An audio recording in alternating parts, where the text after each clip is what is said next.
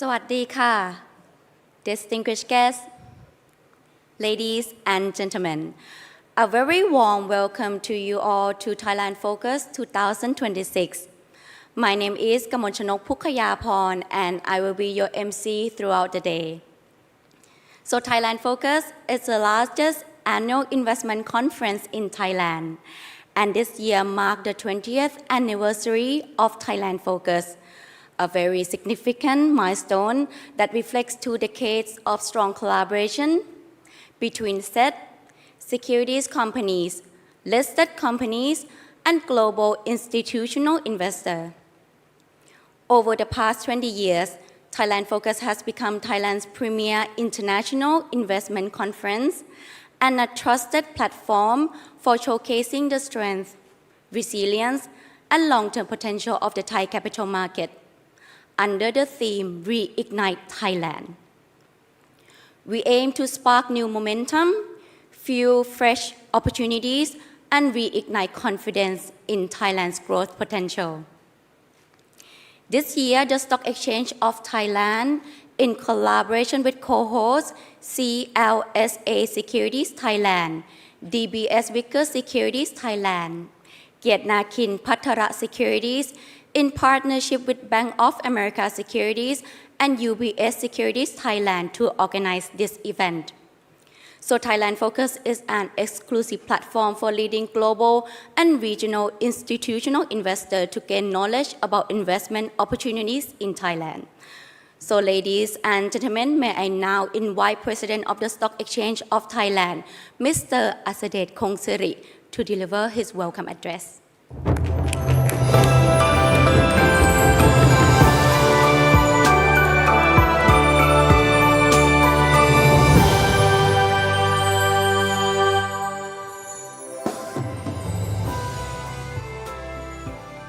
Good morning, everyone. My speech still says Distinguished Deputy Prime Minister.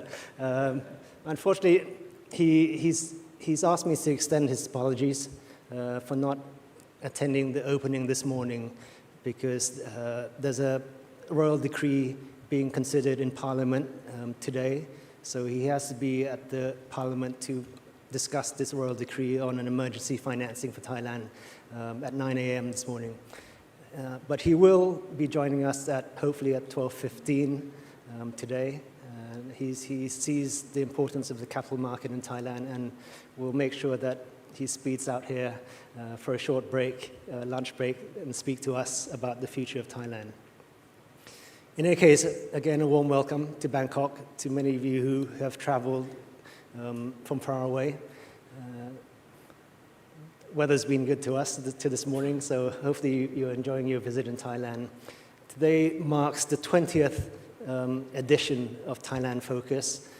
We're quite proud of this event, this flagship event that brings together a lot of the investment communities around the world to meet with listed companies, to learn about how Thailand is moving forward, how Thailand is shaping itself for the future. It's an interesting to say what a year makes a difference.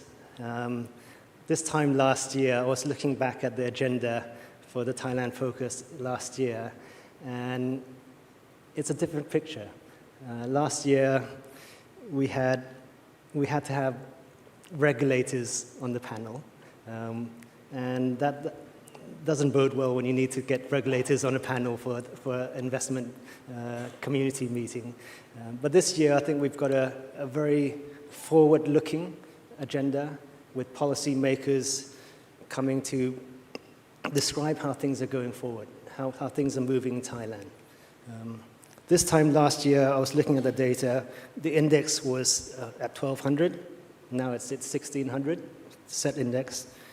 Our volume some days last year was below $1 billion. This year we're generally on average above $2 billion already. Last year fund flows in Thailand was negative $3 billion. Year to date we're up around plus to north of $2 billion.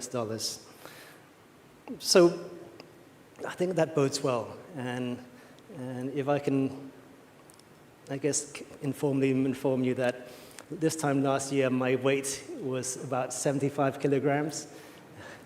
When I first took on the job, it was about 70 kilograms.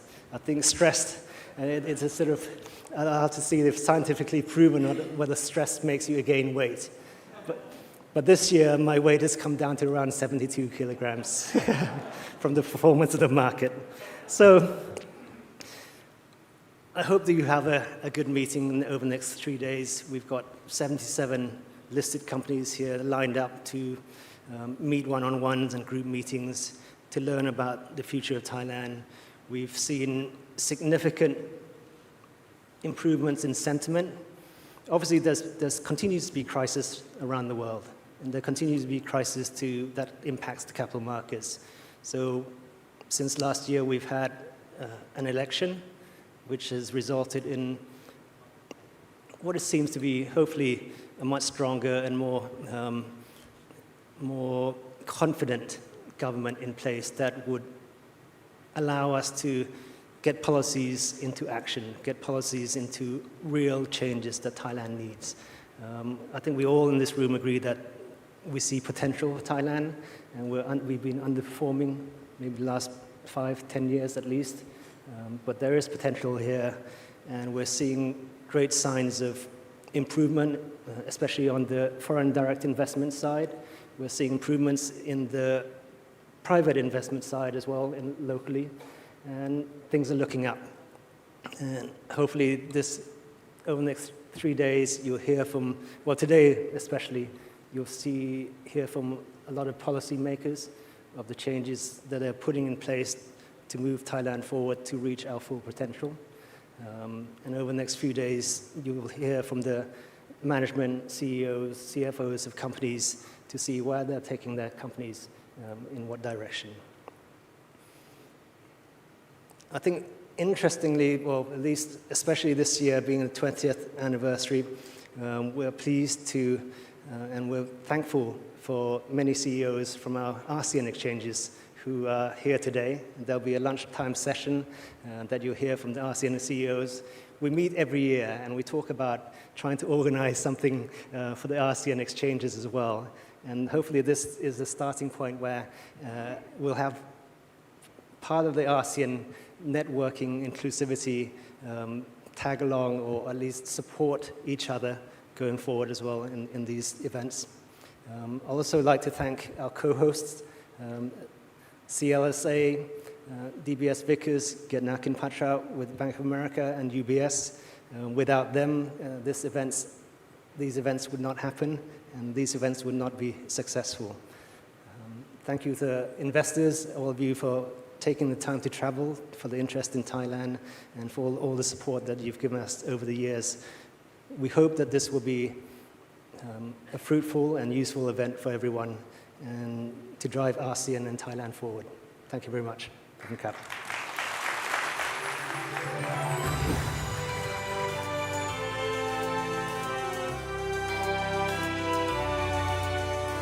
Thank you very much, Mr. Asadate, for the welcome address. So, ladies and gentlemen, this year marks a very special milestone as Thailand Focus celebrates its 20th anniversary. For 2 decades, the event has served as a key platform connecting Thailand's capital market with the global investment community, fostering meaningful dialogue, strengthening partnership, and showcasing the country's long-term potential. As we enter our 3rd decade, Thailand Focus continues to look ahead, bringing together ideas, perspectives, and opportunities that can help shape the next chapter of Thailand's growth. We extend our greatest gratitude to CLSA Securities Thailand, DBS Vickers Securities Thailand, Kiatnakin Phatra Securities, in partnership with Bank of America Securities and UBS Securities Thailand, our co-hosts, for their invaluable contributions. Thailand Focus combined 2 key elements: captivating seminars featuring distinguished speakers, as we are about to experience, and also private meetings between listed company and foreign investor both on-site and virtually. This unique blend ensures a comprehensive and also impactful experience for all participants. So ladies and gentlemen, for those who cannot attend in person, the seminar is currently live on said platform and the recording video will be accessible later. Our next session turns to the forces reshaping Thailand's future under the topic Rebooting Thailand's Future, Digital, Data and the Next Growth Catalyst. We will explore how digital transformation and data can help unlock new engines of growth, strengthen Thailand's competitiveness, and also create new opportunities for the economy. Joining us for this discussion are leaders from Thailand digital economies and also technology sectors who will share their perspectives on what will take to accelerate the country's next phase of growth. We are honored to have Chairman of Digital Economy Promotion Agency Board of Commissioner, Mr. Thiranan Sihong, Country Manager Google Cloud, Mr. Sarut Tipsena, Investment Research UBS Securities, Mr. Sukrit Free Estat will be our moderator for the session. So ladies and gentlemen, please join me to welcome the speakers and moderator on the stage.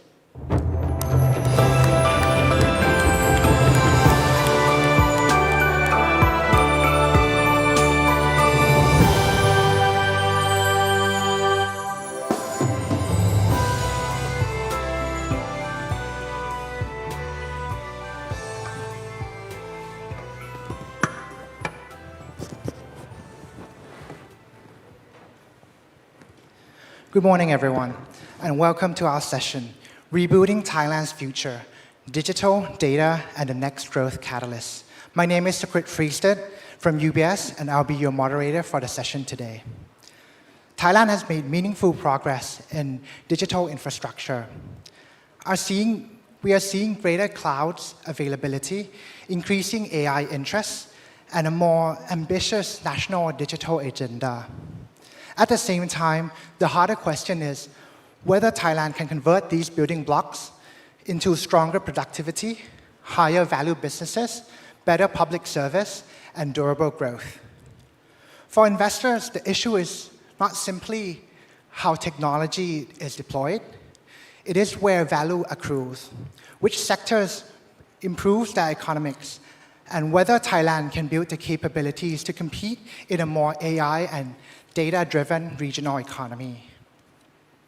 Joining us today is Kun Thiranan Sihong, Chairman of the Board of Commissioners for the Digital Economy Promotion Agency in Thailand, and Kun Sarut Tipsena, Country Manager for Thailand at Google Cloud. Together, they bring the policy and technology perspective needed to discuss how Thailand can turn digital infrastructure, data, and AI into the next growth catalyst. Thank you both for coming here today. So to begin on the highest level, when you look at Thailand's digital economy today, what has changed most materially in recent years?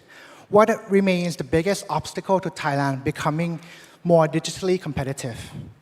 Perhaps we could start with Kun Thiranan, and then we will follow by Kun Sarut Kap. Thank you very much. Actually, I think looking at the audience, most of the audience are Thais, and you probably use your mobile banking to buy a cup of coffee today. Actually, you can go to any street vendors. You can use a government subsidy, the plus scheme, to buy stuff every single day. We have the highest e-commerce internet penetration in the entire almost entire planet at the moment. But as the chairman of DEPA, I'm here to tell you a candid truth around digital, right?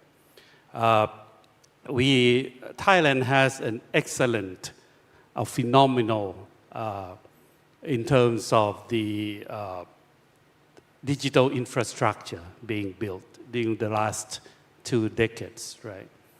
If I can compare that, just like we're building a digital highway, a very high quality digital highways, But actually, the productive use of that highways is still in questions. I think the highway is as good as the quality of the people, the vehicle, or the goods travel on that highway. And that's the key challenges that Thailand is still having. Looking at the IMD ranking, the digital competitiveness around 70 nations, Thailand is ranked at number 37, which is slightly in the lower half in terms of the overall digital competitiveness. We are number 29 when it gets to the infrastructure or the technologies. 5G is there, very high quality, very reliable. We have recently even managed to attract the hyperscale investments from Microsoft, Google's. Everyone is coming here to build somewhat a digital infrastructure, data centers and all that in Thailand. But on the technology side, we're lacking issues around data, AI adoptions, and AI investments, right? Both the private investment and the public investment to get to AIs. In terms of knowledge, we are number 37, right? We have improved during the last few years in terms of the training program being provided. We have improved on the education side, still quite far back in terms of the advanced studies on new technologies, right? But we're ranking very low in terms of scientific concentrations, scientific papers, for examples. We hardly have any AI papers being published by the Thai or Thai academic institutions. We're still low in terms of tech employments or availabilities of tech talents. Digital R&D is still quite low in the country. So when it gets to what I call the future readiness of Thai enterprises, we are at number 45 out of 70s, which is ranking, I would say, pretty low at the moment. It's in the almost bottom of the third quartile. The issue is that we have high mobile usage. We have very good digital payment already. But when it gets to the SMEs adoptions of digital technology, it's still very basic, right? Maybe a few software being used here and there. Nowhere any benchmark in terms of AI adoptions, or even the large corporate is still struggling with AI at the moment on how they're going to use it. Privacy law and all that, the enforcement of that, or the investments to ensure that the data is well protected and all that is still lacking behind. And one of the very big concerns right now is on the cybersecurities, and frankly speaking, especially on the government sectors, the abilities of the government sectors to protect our own data, the citizens' data, from cybersecurity. So these are the issues. So I'm not sure whether you can see any slides that I prepared. You have that? Okay. This is from DIPA. We are about to draft our third digital economy promotion master plan, which is going to be used starting from next year. And we're trying to take learn from the second plan. The second plan trying to address 4 strategies. The first one is building human capital for digital economies. Second one is trying to help Thai enterprises and Thai citizens to do a digital transformation, high-value digital transformations, issue around opportunities and inclusivities, and issues around building effective innovation ecosystems. And you see the little notes below each of the strategies points, I list out all the problems. Still, what we see is still problems, right? Human capital, we build a lot of people, but we are not successful at all in building deep tech and AI people, right? Cybersecurities, concentrations of people only in the large cities, especially in only 3 locations actually, Bangkok, Chiang Mai, and Phuket. Even though we are always ranked as the top spot for digital nomads all around the world. If you search using your Google search right now, right, which cities are the hottest spot for digital nomads? Bangkok, Chiang Mai, and Phuket always come up as one of the top cities. So we have a lot of people working on digital right now, but they're not working for Thai digital companies, and they're not serving Thai communities as such. So these are the 4 pillars that we are working on, but still a lot of problems to solve, even though we have spent already almost 10 years in the journey. But we don't have any other choice, right? Just to continue to press on, pushing on all of these topics to ensure that we make good progress along the fronts. Thank you. Thank you very much ครับคุณธีรนันท์คุณ Sarut your thoughts ครับ The question is how much change that we have seen. Yeah, basically what has changed in the Got it. recent years. So to add on what Kun Thiranan just mentioned, I think one of the biggest change that we all have witnessed in Thailand is past COVID, if you remember. And I think COVID had made these markets very, very open to technology adoption. Google just recently published what we call a Gemini Southeast Asia report. Anyone who is interested can Google, look it up. So basically, we look into the signal that we see in Southeast Asia, and then we publish a report outlining of the characteristic of each of the market, how people adopt AI, how people adopt digital technology in each of the market. So interestingly, what we found in Thailand is we are very creative economy. Our people is super creative. Guess what? I assume most of you know what we call nano banana, the AI model that help us generate funny pictures, good pictures. Thailand is the highest usage of nano banana in the world. We even exceed India. So that's the level of creativity that Thai people has. So my point is to build on top Kun Thiranan is I think we have very, very a good momentum in tech adoption, in human capital. Thai people is very well known in terms of adopting technology to our daily life, to our daily work, our daily use. So to your point, the next question is, yes, we have good infrastructure in the country. Our people eat and live and sleep with technology. How do we collectively as society capitalize this infrastructure and the people readiness and deliver higher values from the technology? So I think that's where the next curve that Thailand is going to be, which I think leads to the topic of data, cybersecurity, and the organizational transformation that we are working on at the moment. Thank you ครับ and if I may build on that, so you've talked about nano banana creativity as a strong suit for Thailand, but do you see any particular area where Thailand is underusing the potential of AI in, and what can Thai, either the populations or business, begin to do? Interestingly, from that Gemini Southeast Asia report that I just mentioned, on one hand, we're very creative society. On the other hand, guess what?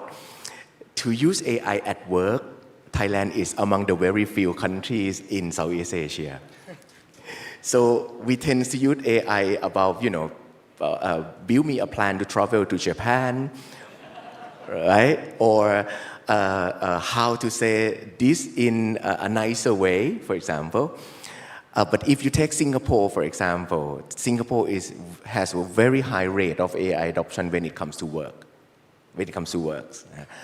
In the Philippines, they have a concept of building or using AI as a career coach to their people.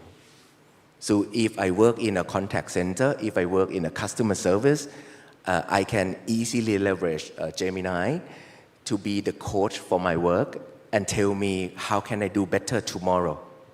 And what have I met today, how could I do it differently if the same situation comes in.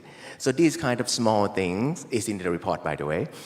These kind of the small things is the key difference that we are seeing between Thailand and pretty much the rest of Southeast Asia. Thank you, Kap. So, Khun Timran, if I may come back to you. So, we've talked a lot about the digital infrastructure, the capabilities, and we believe that this can one day eventually translate into broad economic values. But one of the concerns that the market tend to have is that rather than primarily benefiting the entire economy, it's benefiting just a small group of businesses or just early adopters. How can we ensure that that doesn't happen in Thailand in the medium to longer term? Yeah. Well, I think the issues about Thailand is that, as I said, we are a phenomenal digital consumers, right? And what the policy is trying to make, at least in DEPA right now, is that how can we start shifting that? Because when you are heavy consumers, you're buying foreign software, you're using foreign clouds, you're paying everything in terms of the infrastructure cost being built.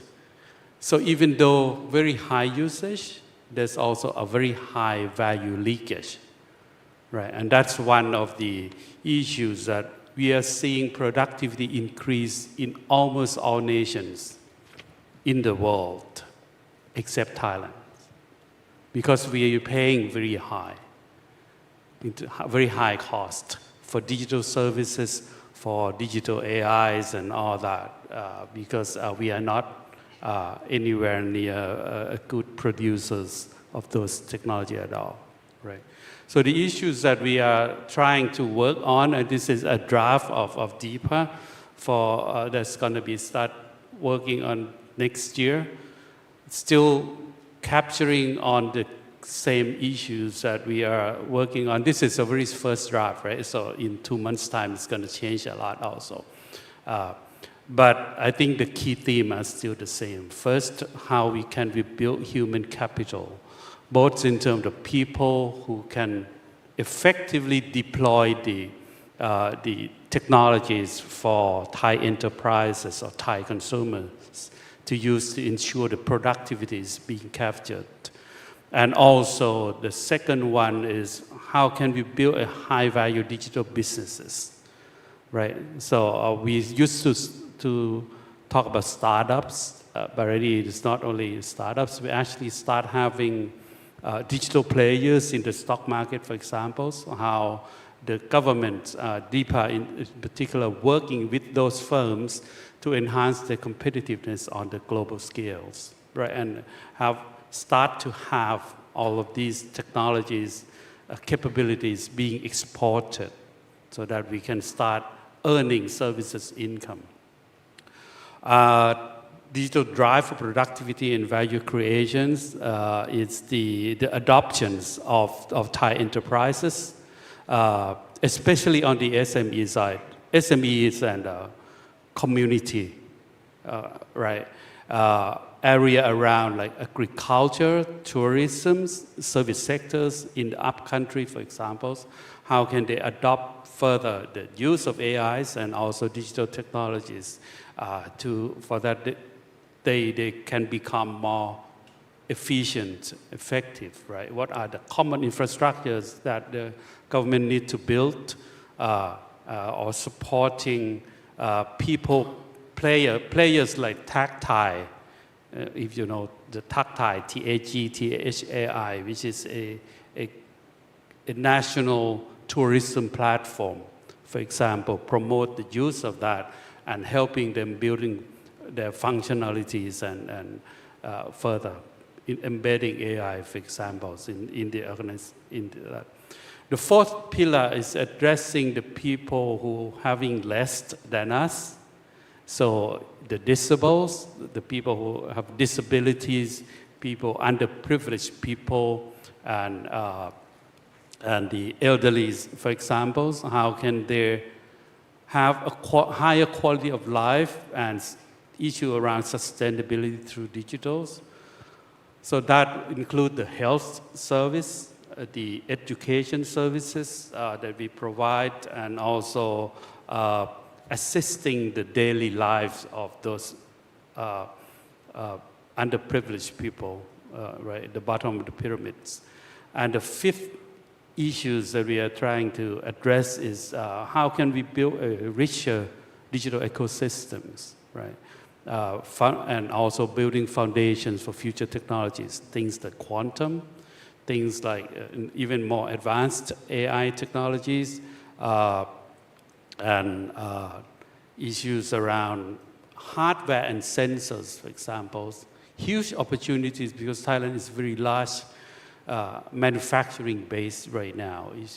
So we want to have robotics technologies, we want to have sensors technologies, and we start to looking into the hardware. Right now we are the Center for photogenics, right?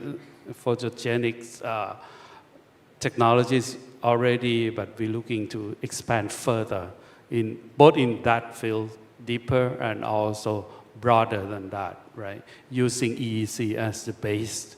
DEPA already have digital valleys established in Sriracha, right? We're trying to populate that, putting the testing facilities for hardwares and deployments of future connectivities, the 5G, 6G applications on the manufacturing side.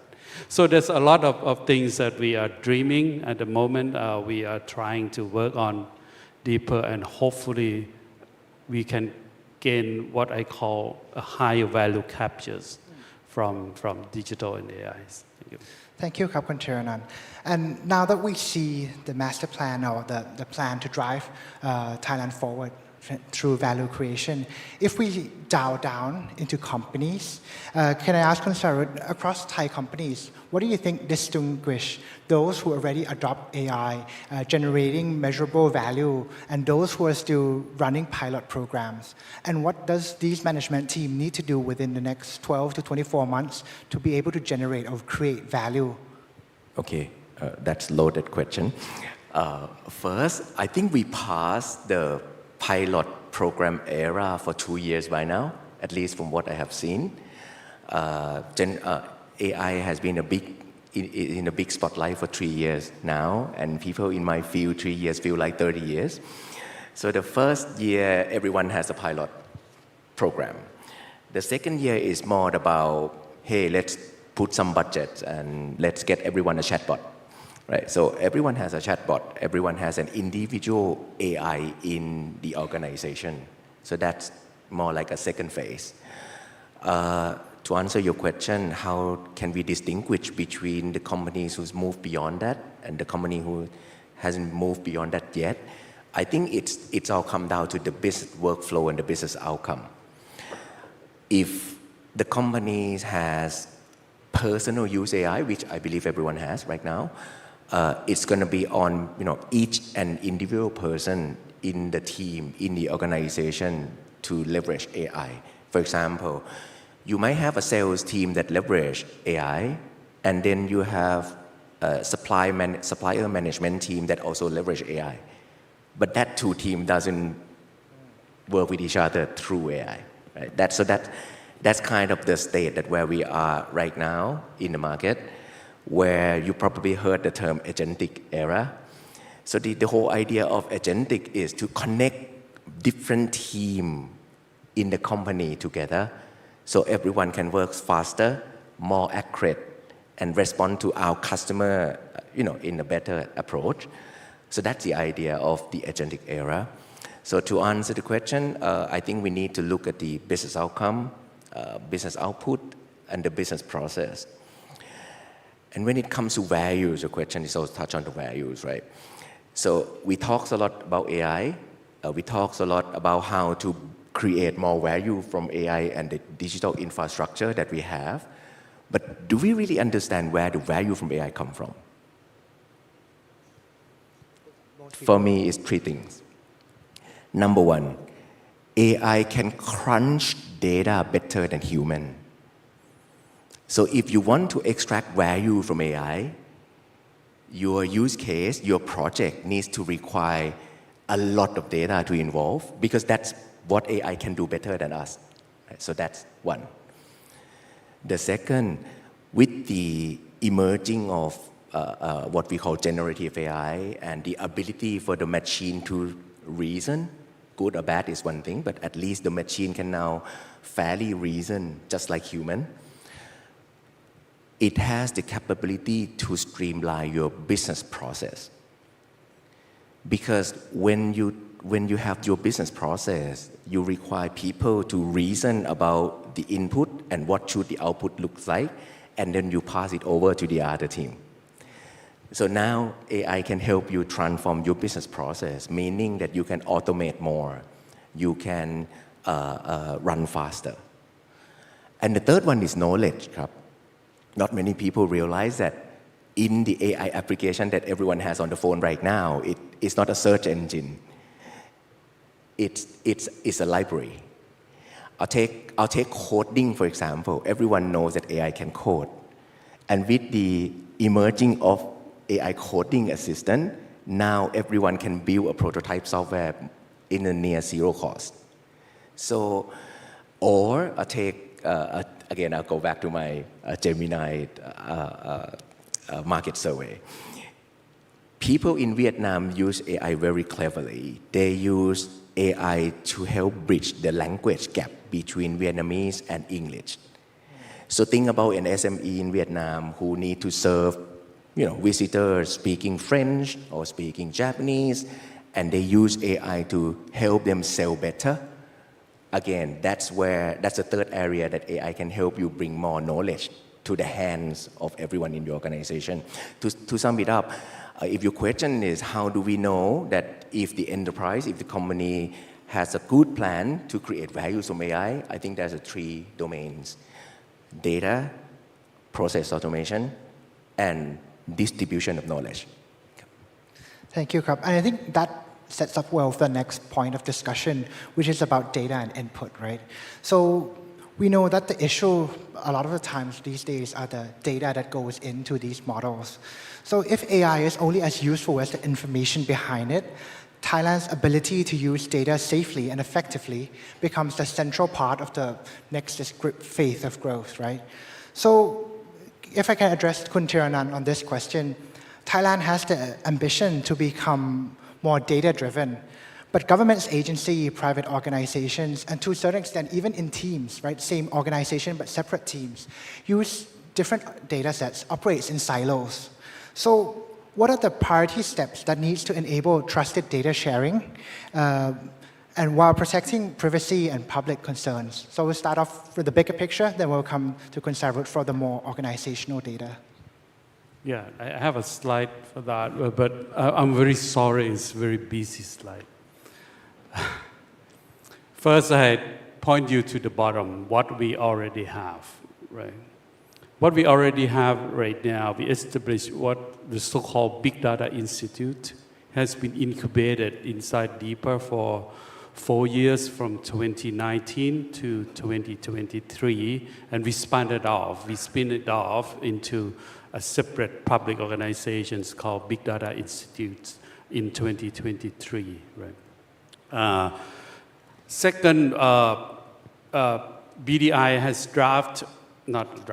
has been approved already, what we call national big data strategies. You can search and start looking into that, addressing all the issues around big data and how Thailand can move beyond having data into using of data productively, right? On the government side, we start consolidating already 300 government data center into one single government centralized data centers. We call it GDCCs.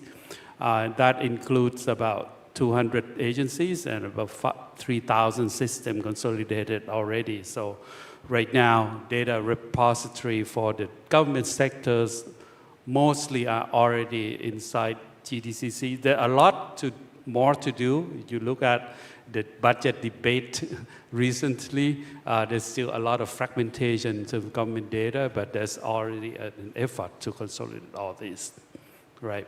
We start building digital data, what we call sectoral platform on three issues, right? First, we call it Health Link. Is the system that consolidating the patient's records and hospital visits and all that.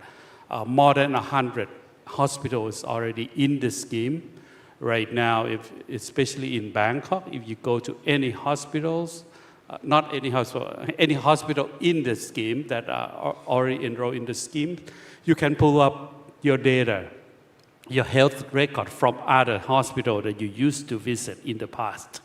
And that would help also both in terms of the scientific research around patients and the health care issues on Thailand, right? That's the health link. Traveling is already in place, linking the people in the tourism industries together to share data, and hopefully in the end we can have more data to dictate or help policymakers make the right decisions around tourism.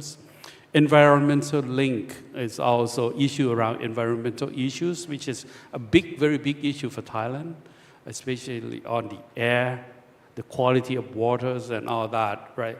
We start consolidating all these informations to help the policymakers and also the people, especially the users like agricultural sectors, to be able to use those data for their benefits, right? And the fifth one that we already start building is the Thai LLM, right? We believe the sovereignties around Thai language should be here, and the only way to do that is making a consortium of banks, telecom, and government sectors to start building our own large language models around the Thai language, right? So all of right now, there's an effort to put all of the legal regulations and all that inside these large language models, and also consolidating all the digital formats of news and all that into that, and that consortium start training data and the AI models around the Thai language already. So these are what we already have, but you look at the top right square, we're seeing what Thailand gaps are, right? Thai consumer are highly digital ready, but only 80% of Thai business supply data is AI in real operations, right? We're needing about 100,000 data and AI talents. We only have about 20,000. So there's a very big gaps. And the talent growth is actually 1.4% vis-a-vis the global benchmark of 13% in terms of digital and AI. So these are the challenges that we have right now. So the next step for BDIs is how to first working on the data connectivities, data infrastructures, and knowledge of people on how they can manage data and informations, and also making the data AI ready. And then working with the businesses and also technology startups to working on turning the data into a productive data economy, what we call. Yep. Thank you for that. And now that we see that what the government or what the promotion agency is trying to do, we still see that there are weaknesses in adoptions and how we use it. But if we can scale that down to a more corporate level, we've talked about this, different companies operating in silos, even in a group. Could you share a bit more of what they could do and how that could be tackled so that adoption is better within an organization? You're going to be surprised me hearing me saying that I think we are in the day that data silo is no longer a challenge anymore. That's my statement. At Google, we wake up every day handling all kinds of data, starting from your traffic information, images, videos, text, numbers. That's what we have to deal with every day at Google. And as you all can see, right now you can chat with your Google Maps. You can chat with your YouTube. You can watch a video and ask YouTube to give you a summaries of what's going on in that video. So my point is, we are at the stage of the technology readiness that is more than ready to help all of us processing the messy data that every organization has in the organization. So to answer your question, I think the biggest challenge now is more on the business side, not from the technology side. The technology is beyond ready, but is the business has the right mandate to drive data adoption? Is the business has the right mandate to drive, a cross collaboration among different BUs, different subsidiary in the company? I think that's a common theme that we are seeing at the moment. And just to remind all of us that in the normal days, in a normal business as of today, we're not having one company as a single entity anymore. Most companies operate in a group of business. Right? You don't have a bank as a bank. You have a financial services group. So how does a group of company has the right mandate for the data collection and exchange and collaboration among the same group? I think that's probably the next challenge that most companies will need to address because the technology is beyond ready. I'll give you one example. So in Google, we have a concept that we call agentic data cloud, which is basically having an AI agent that's capable to crawl into different data silo in the organization. So you don't need to put all of your data into one centralized place anymore. But you can put an AI agent at the middle layers and connect to different data silo automatically, right? But let's think about this scenario. Every company has their own internal acronym, right? Take logistic for a company, for example. You must have a name for your warehouse across the country. Then your inventory management will tie to that name of the warehouse. We can build an AI agent that connect to those acronyms of the name of the warehouse and figure out what kind of inventory you have in that particular warehouse.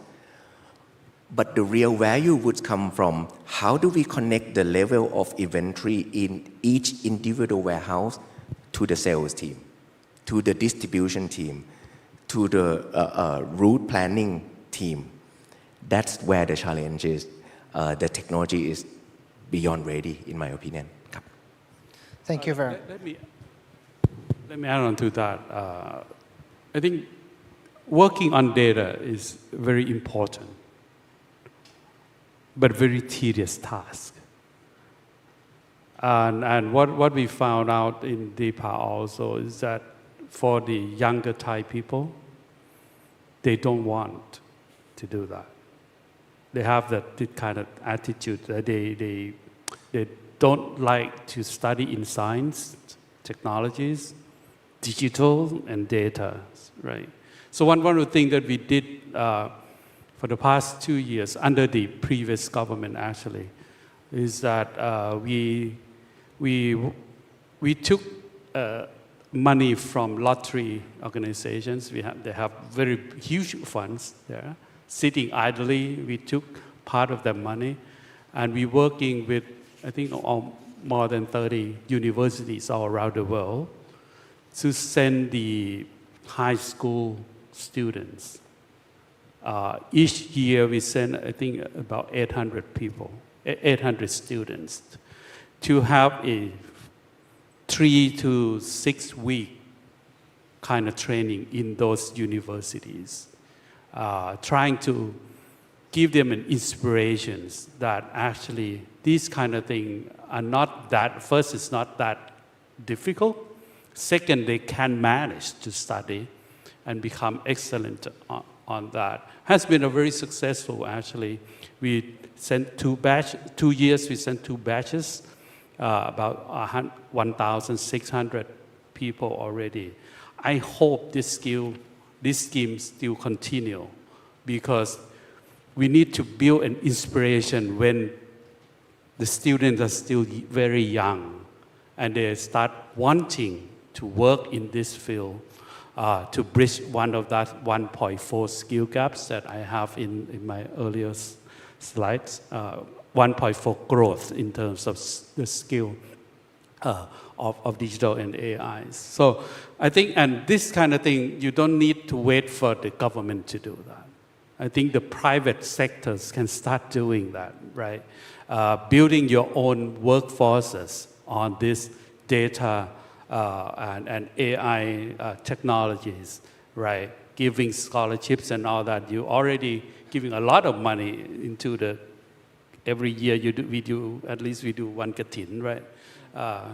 Actually, maybe sparing some of those as scholarships and helping building the future workforce that are future ready. Thank you.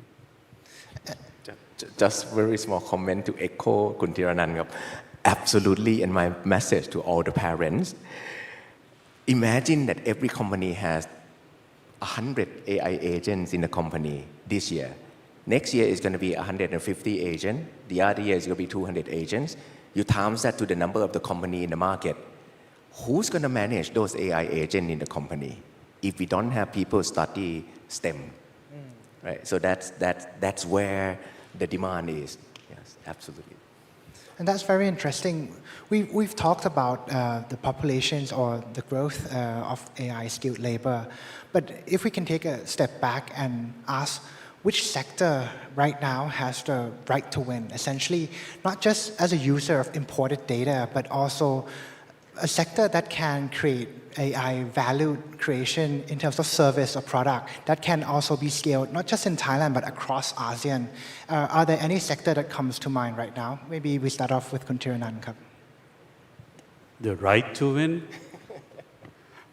Well, I put into 3 categories, right? The first category, what I call an absolute necessities. I don't know whether it's the right to win is the right word, but absolute necessities. It's the government or public services. It is a necessities, right? Every country that excel in digital and AI would happen only if the government is capable of digital and AIs, right? Because it's the locomotive of these digital and AI transformations, right?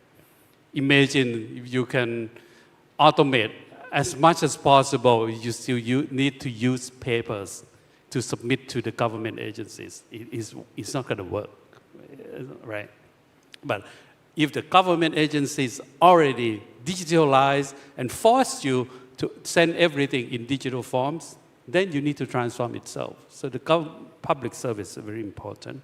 Second is healthcare. I think we have this huge aging problems. Healthcare needs to be automated a lot more than what it already does right now. There's a lot of automation already in place, but maybe concentrated in big cities still, right? How we can be leverage that. Third thing for Thailand is agricultural sectors. How can we use the technologies? And it's not just AI anymore. It's a lot of hardware that needs to be built, sensors and all needs to be built. And the fourth issue is tourism. These four things I call absolute necessity. We need to get it right when it gets to digital and AIs.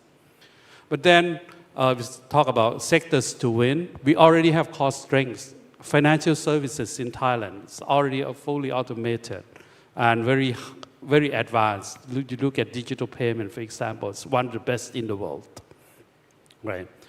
Manufacturing sectors is still a challenge, as I said it, sensors, hardware, robotics, we need to build that. But as we are the manufacturing base for Southeast Asia in a number of supply chains, we need to get it right in terms of manufacturing.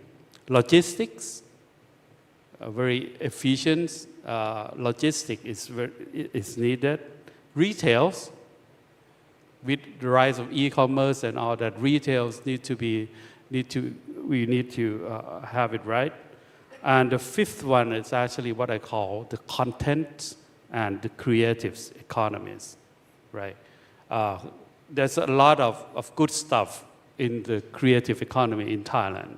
How can we digitalize it and also helping them grow in a more productive manners? So these are the areas that I would say the right to wins, that if we invest properly, these 5 sectors, financials, services, manufacturing, logistics, retails, and content and creativities, right? But the key challenge to overcome this, I already addressed it, talents, innovation ecosystems, how we build that. How can we get the Thai startups, Thai players to have a global perspectives and mindset to expand, because Thailand is still very small. Won't scale you enough, right, to compete.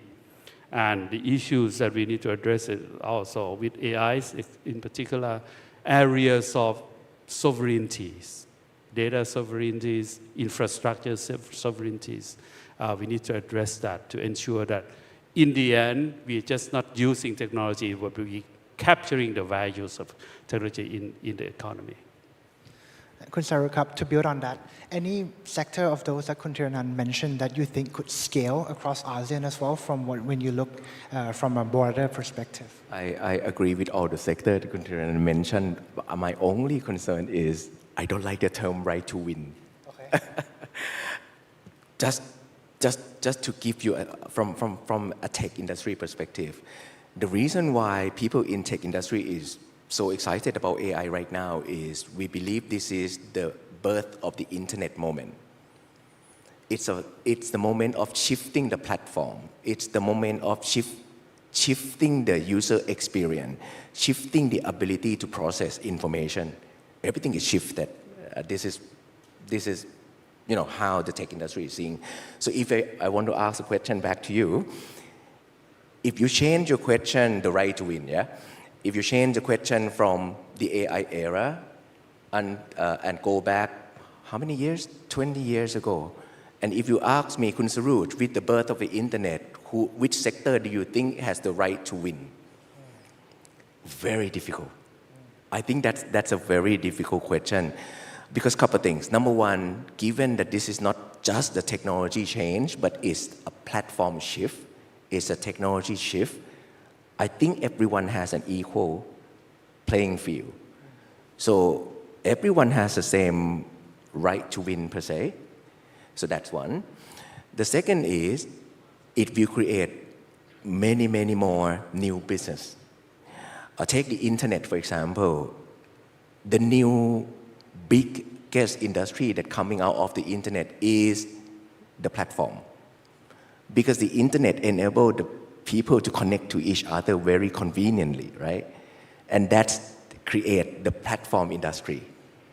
Who would have known which new segment will emerge from the new technology shift? I think that's a very big question. But going back to the level playing field, a couple of things. The reason why I believe every industry has the same level playing field is because, number one, the barrier to access data is very low because of the new technology that I mentioned. Everyone witnessed how AI can do with data. So it means that the typical problem of data silo, etc., has now long gone. 3 years ago, you can't run a search as you can today. 3 years ago, if you want to have a customer briefing document, if you want to have a company profile briefing document, you spend weeks to prepare that. Now it's just one prompt away. So data access, very easy. Second, the ability to build software. So again, 3 years ago, if you have an idea, and if you want to prototype your ideas, it will take 6 months. Now 6 weeks is too long to test your ideas. So innovation can come faster, much faster with AI, right? Regardless of whatever sector that you are in. And the third one is knowledge that I mentioned earlier. Can anyone guess what is the most valuable knowledge that sits in the LLM that everyone has on the phone right now? Cyber security. 3 years ago, if you want to access the knowledge of cyber security, everyone would have a nod with me that it's super expensive. It's super, super expensive to be a cyber expert. And now, I'm not saying that AI is the cyber expert as of today, but at least the accumulation of the knowledge of cybersecurity is there in the model, in the phone of everyone. So whatever cyber attack that happened in the past 20 years is already there in that model for everyone to access. So data, process automation, the ability to build software, the ability to have a secure environment to operate your digital platform, I think that's where the AI shift contribute to every industry equally. That's why I honestly don't think, is there any particular sector that has the right to win? That's very fair. And I think that if we move on for the equity investors in this room, Kun Thiranan Kap, what are the 1 to 2 or 2 to 3 policies execution milestone that we could look for over the next couple of years to assess if Thailand has really become an investable digital economy? Any key milestone that we should look out for? Actually, that is a very difficult question to answer because as the work on digital needs to move together hand in hand on many fronts, right? But I think the key that you look for, and maybe we should be pressing for, is that the issues around the government and government services is the key because it's increased the issue around how can we move in a more sustainable growth manner, and also the efficiencies being spread out, right, all over all the sectors of the countries. That would be the key. So we are working on what I call the sustainable digital infrastructure at the moment. We already think quite successful in data centers, and there's also already a policy shift in terms of data centers, focusing more on the qualities, not the quantities, and the sustainability issues around that, right?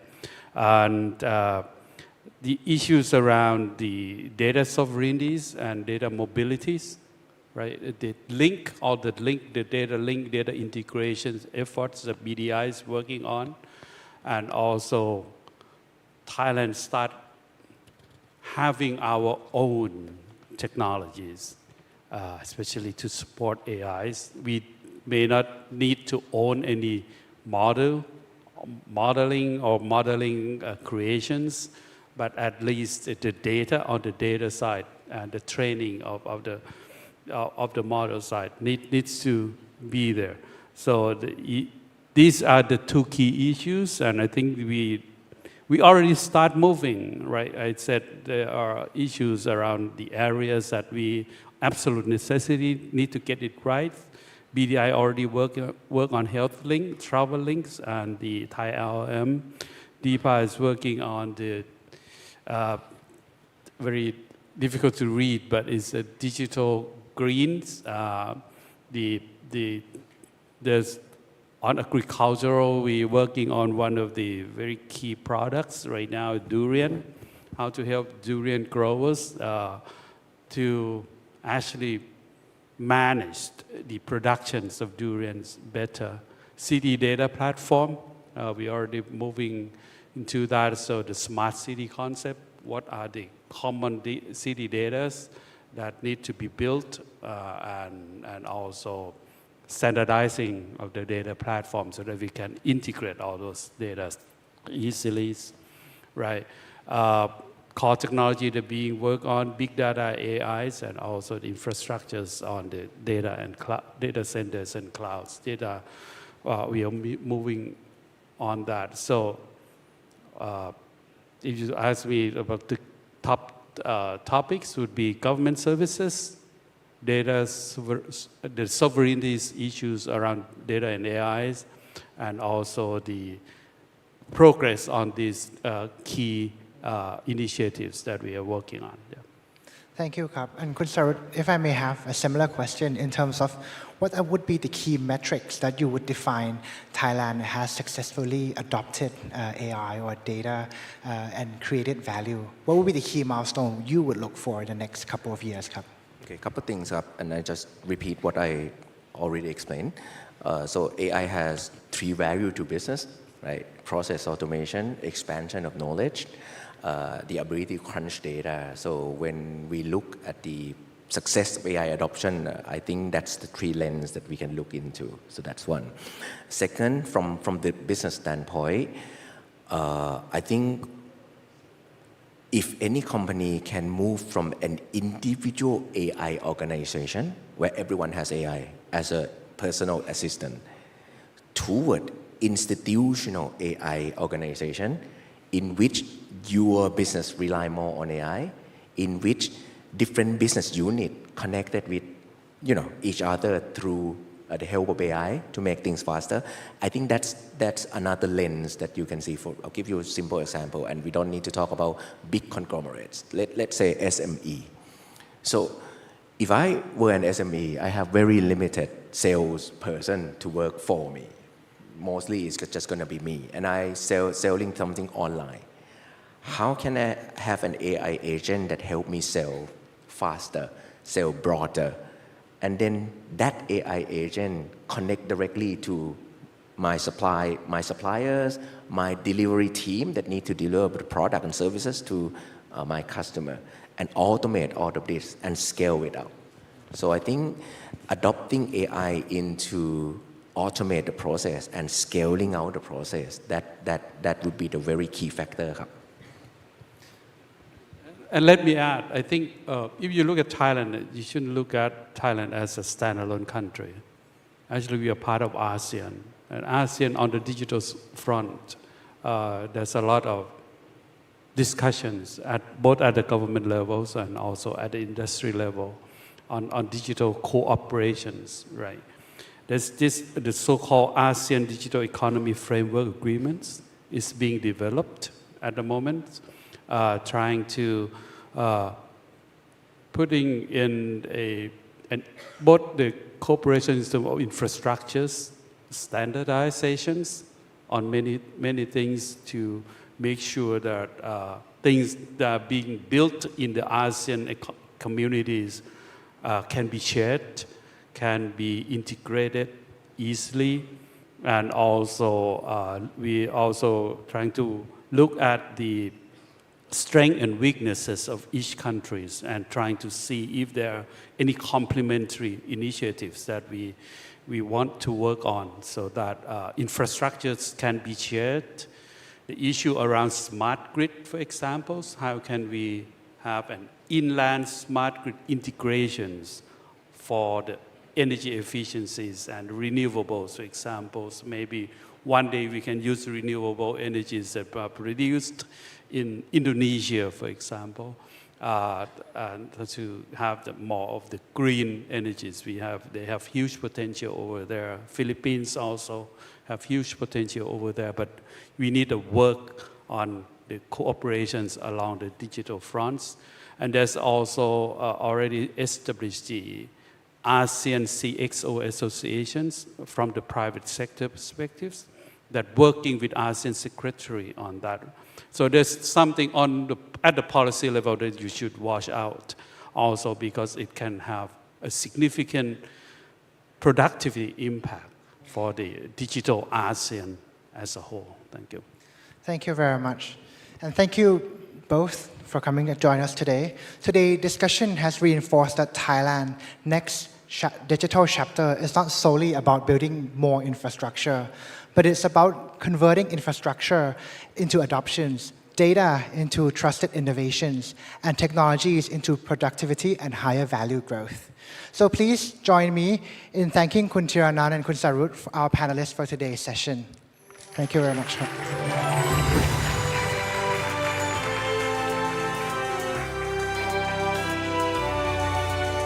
Thank you very much to our panelists and moderator for such a rich and thoughtful discussion.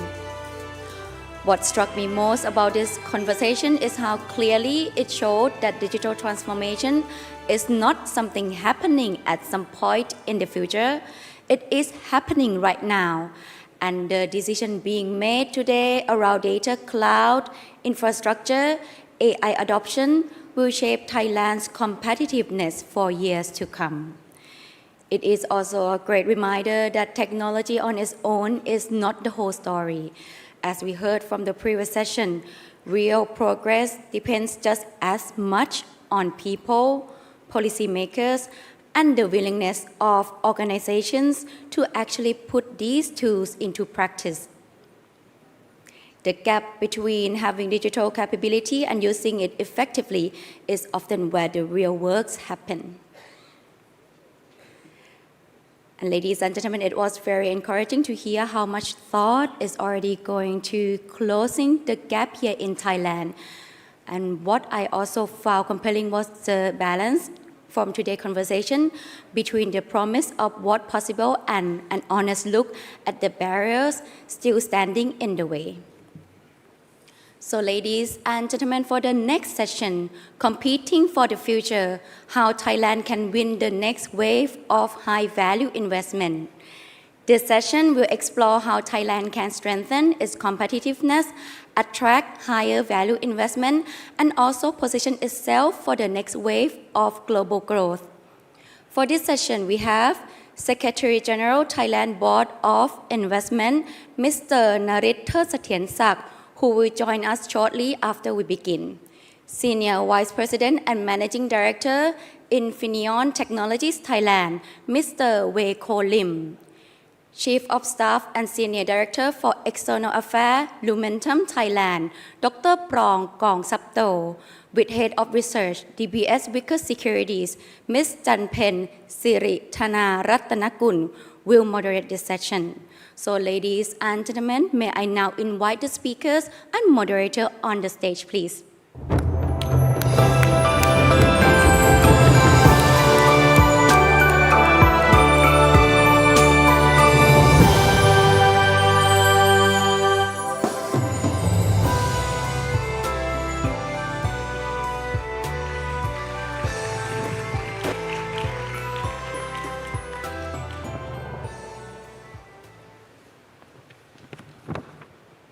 Good morning, everyone, and thank you for joining us.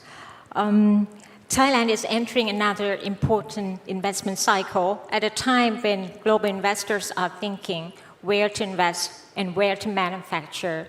Today, we would like to look beyond the headline numbers and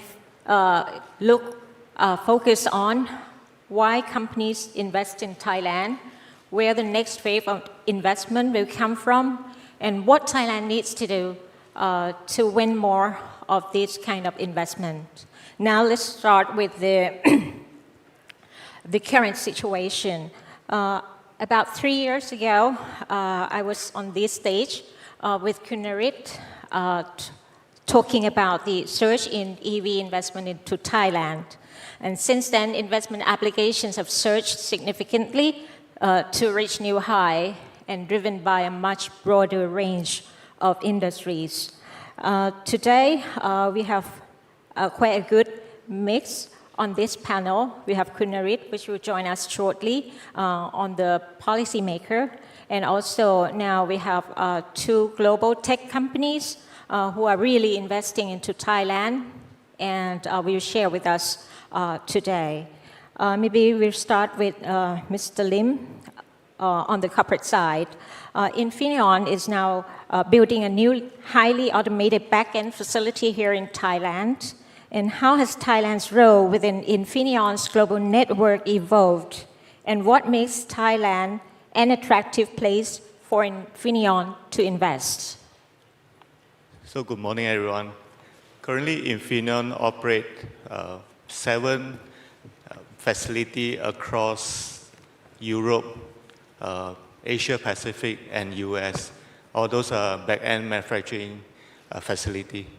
And Thailand is one of the manufacturing facilities. The Thailand facility will become the next generation of what we call the back-end hub, with the size of nearly twice the largest current back-end hub in Infineon technology. And we are going to, the facility is going to be a state-of-the-art facility, and will leverage on latest technology and automation, and that will reshape the entire workforce toward a greater attention to the technician, engineer, and highly skilled workforce. So the Thailand facility is going to be very important in supporting the company revenue growth for Infineon Technology. Thank you. Thank you, Ka. Next, let's hear another perspective from Lumentum.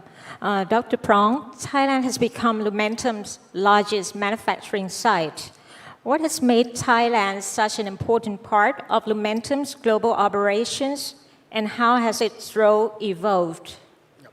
Thank you very much, and good morning, everyone. Lumentum actually started in Thailand as a factory about 8 years ago. We started with only a few hundreds people. Okay. But nowadays, as of today, we have 9,000, and we are growing to be 10,000 very soon. We are the largest facility for Lumentum worldwide, right? And of course, Lumentum is the photonic and advanced communication company. So this is a new forefront that we see the growth. Of course, one of those is related to a lot of people talk about the AI and the data center as well. However, when we look back into the Thailand, right, what we see, I would like to put two things into perspective so that you can see what the lot of people, not Lumentum alone, but a lot of people look at the Lumentum. Right? I did this one a little bit, but I want to emphasize on two things: strength and opportunity. Right? Strength is that Thailand is in industry for a long time. Right? We are in OSAT, EMS, PCB, so we are familiar with manufacturing.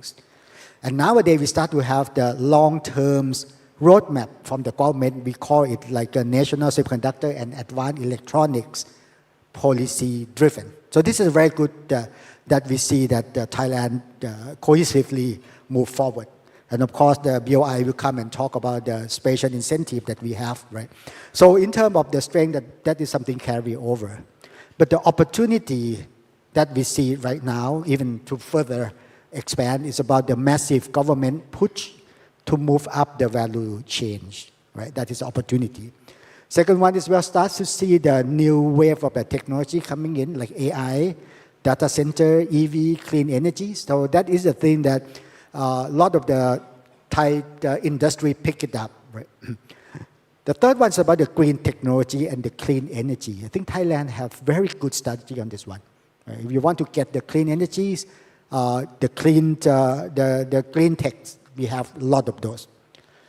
Another point is the relocation of the supply chain. We start to see a lot of the companies start to move because this is like company diversities. So something that we can put into more like a stable alternative, which is Thailand. So we start to see the ecosystem to pick it up. Right? And the last one on this one is that Ministry of Higher Education recognized that we need to move up the value chain. So there are a lot of programs with the university right now, or even the Ministry of Higher Education, to push further for upgrade or upskill, reskill our students. But my last point I would like to make is that a lot of people ask about why Thailand. I'm in the industry for 30, 40 years. A lot of people forget about this one, but I want to capture this. They are the soft power of Thailand as a manufacturing, right? You know, Thai people is hospitality, service-oriented cultures. We have, the culture itself is stable, harmonized workforce. We also cultural adaptabilities. That is why when people from other country work in the country, we harmonize very well, we adapt very well. I think Mr. Lim can also express that as a foreigner come to the factories, is also be able to very open. We have the deep culture and pride of the craftsmanships and the quality. Our people believe in that one. And respect for education, people want to learn more, people want to do better in their life, and also high quality of life of expat and visitor. This is another factor of the soft power, so not only in terms of the business in Thailand, but something you also get it from doing business in Thailand as well. So this is why we are growing in the country. Thank you. I think now let's welcome Kunarit, who has arrived here.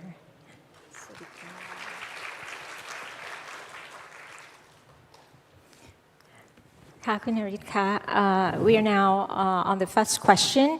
We are talking about why global investors are investing in Thailand today. And I just mentioned to the audience that about 3 years ago, I was here on this stage with you, talking about the surge in EV investment into Thailand. And since then, investment applications have continued to reach new highs. And that's driven by a much broader range of industries, from EV to PCB and now to data center. And Kunaritka, what is driving this momentum? And why are we seeing such a different mix of investment today? Thank you very much for your question. First of all, I apologize for coming late. We just organized a big event at Bitech in the same period as Thailand Focus. We call the Thailand Electronic Circuit Asia to promote the printed circuit board and advanced electronic industry. Amid global challenges, the ASEAN is becoming a bright spot for FDI. And Thailand is one of the major destinations for the investment. We are at the heart of ASEAN investment momentum. This morning, I just talked to many printed circuit board makers. They told me that the reason why they have chosen Thailand as their location, because Thailand has quality, reliability, resiliency, sustainability, plus neutrality in geopolitics. So we have all of these here in Thailand. So these are the reason why FDI come to Thailand. And from the slide, you will see that the investment figure through the BOI reach new high every year. The major driving forces are coming from both external and internal factors. For external factor, the geopolitical tension and the restructuring of global supply chain is one of the main reasons. The investors are looking for the place which are reliable, stable, and ready to plug and play. And the second reason is the rapid growth of the AI technology.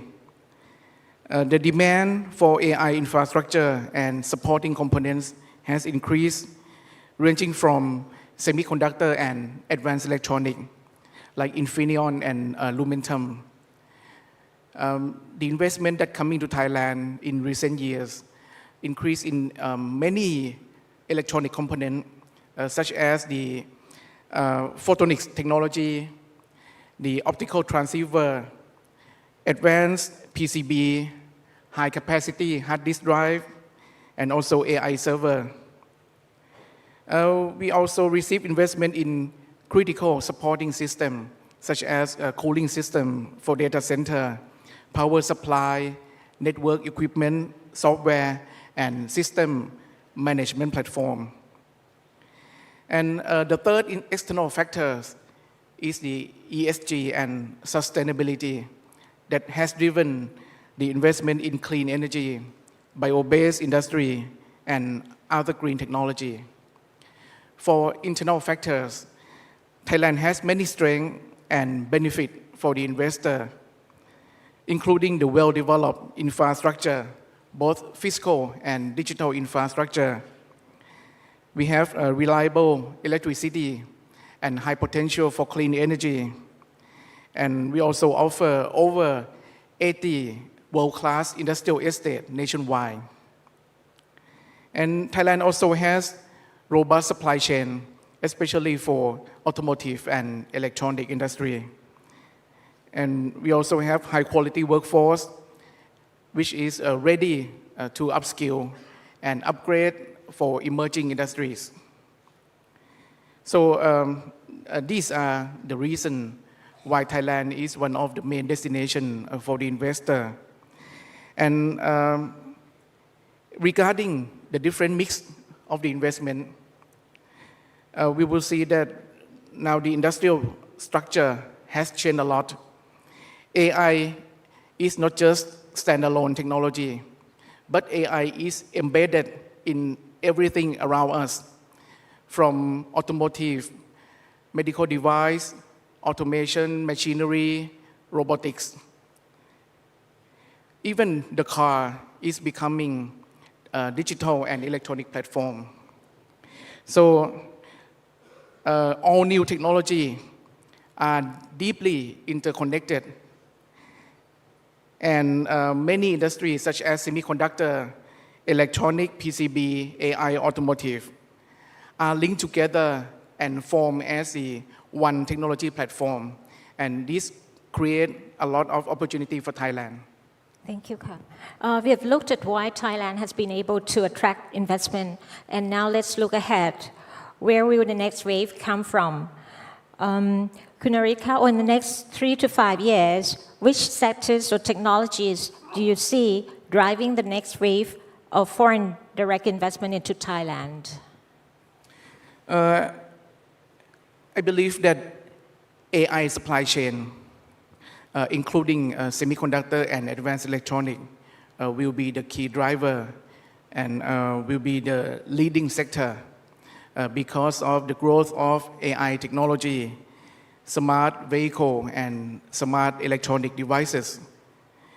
So these will be the driving forces and increase the demand for semiconductor and electronic component. We will have the National Semiconductor Board meeting in early September, which we will propose the national strategy for semiconductor and advanced electronics, which will help accelerate the development of the Thailand electronic ecosystem. A key priority to drive this sector is talent development. The BOI adopt a two-pronged strategy, build and buy. We will build local talent, and at the same time, we will attract global talent to help us develop this industry. We have many measures to attract global talent, such as the BOI visa to attract expat to work under BOI promoted projects. And we also operate the smart visa to attract startup, and also long-term resident visa to attract global wealthy citizen and high-skilled professional to live and work in Thailand for the long term. As I mentioned, that the talent development will be the key to drive this industry. I'm sure that Lumentum and Infineon also put their priority on the talent development. Now we have many universities participating in the talent development program, such as semiconductor engineering. Now we have 8 universities in Thailand that already have curriculum on the semiconductor engineering. For data center, recently King Mongkut Lakabang University just opened their new curriculum for master degree in data center engineering. And yesterday, I met with the executive of Airbus in Thailand. They partner with Kasetsart University and King Mongkut Rakabang to develop aerospace engineering curriculum. So this is a new direction to develop talent pool for Thailand in the future. Okay, Kap. Now let's turn to Infineon's growth opportunities. Mr. Lim, where do you see the biggest growth opportunities for Infineon over the next few years, and how could Thailand participate in that growth? I guess the recent Infineon market cap just surpassed 100 billion and make it one of the top 10 Germany, our largest company in Germany. And primarily due to the role or the market recognize our role in powering AI businesses. As we are in the early stage of the AI computing, this area produce or provide a significant growth and opportunity for all of us. While Infineon remain focused on digitalization and decarbonization, primarily we talk about the energy and mobility. These are the two segments that we foresee there will be a significant growth in a foreseeable future. Now, take for example, as we all know that this year EV car sales registration remained flat. Last quarter, China reported 18% decline in the EV sales. But then in our automotive division, we continue to see the revenue grow. That is mainly because of the rising software content in each vehicle. And that's what aligns with what Naris mentioned just now. Most of our activity day to day actually transforming toward digitalization. And that continues to see the opportunity for all of us. And as I mentioned, Thailand facility will become the largest back-end hub for Infineon. To realize that business plan, we need to develop a comprehensive ecosystem in Thailand. And that creates an opportunity for local company, local SME to collaborate, to work with Infineon and achieve a shared business goal for a sustainable future. Thank you. Thank you, Kap. Now let's turn to Lumentum. Dr. Prong, Lumentum has just reported another exceptional quarter with revenue more than doubling year on year to over $1 billion. What is driving this growth and how sustainable is it? And what role could Thailand play in Lumentum's next phase of expansion? Thank you very much. And then, like you mentioned, last quarter is the record high of the Lumentum. We report 1 billion, the first time that we crossed that 1 billion mark in the quarter. But basically, the driver is come from the AI, cloud, and also telecommunication. Right? Nowadays, the world connect together, and we want to connect faster. Right? I think everything that we start is that we used to be in the copper technology when we connected. Right? In the past, all the things connect through the copper, and I think coppers start to reach the limit of so many things. Right? Now the photonic or the optics or the advanced communication start rely on the light, on the photonics devices. So you start to see the penetrations of this adoption of the photonics into the network and the AI data center. Okay, this is the one that the biggest drive that we have. Lumentum Thailand is the largest facility for Lumentum. So you think about the whole Lumentum have 14,000 people. In Thailand, it's 9,000. So we are one of the largest. But it's not only expand the size. We start to expand similar to Infineon, the ecosystem, right? Supplier, our contract manufacturing, and all of those in Thailand as well, right?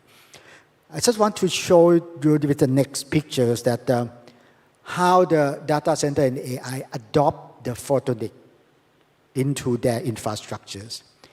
It's a busy chart, but this is a data center connectivity. We talk about the connectivity alone, right?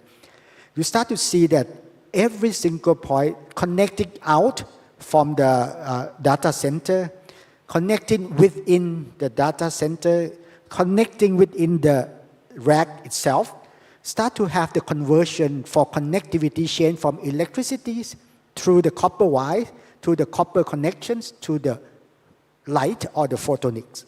So you see a lot of the product adopt there has been start migrate into the infrastructures. Many of those that you see is produced here from Thailand, right, for the Lumentum. And of course, it's also include the infrastructure.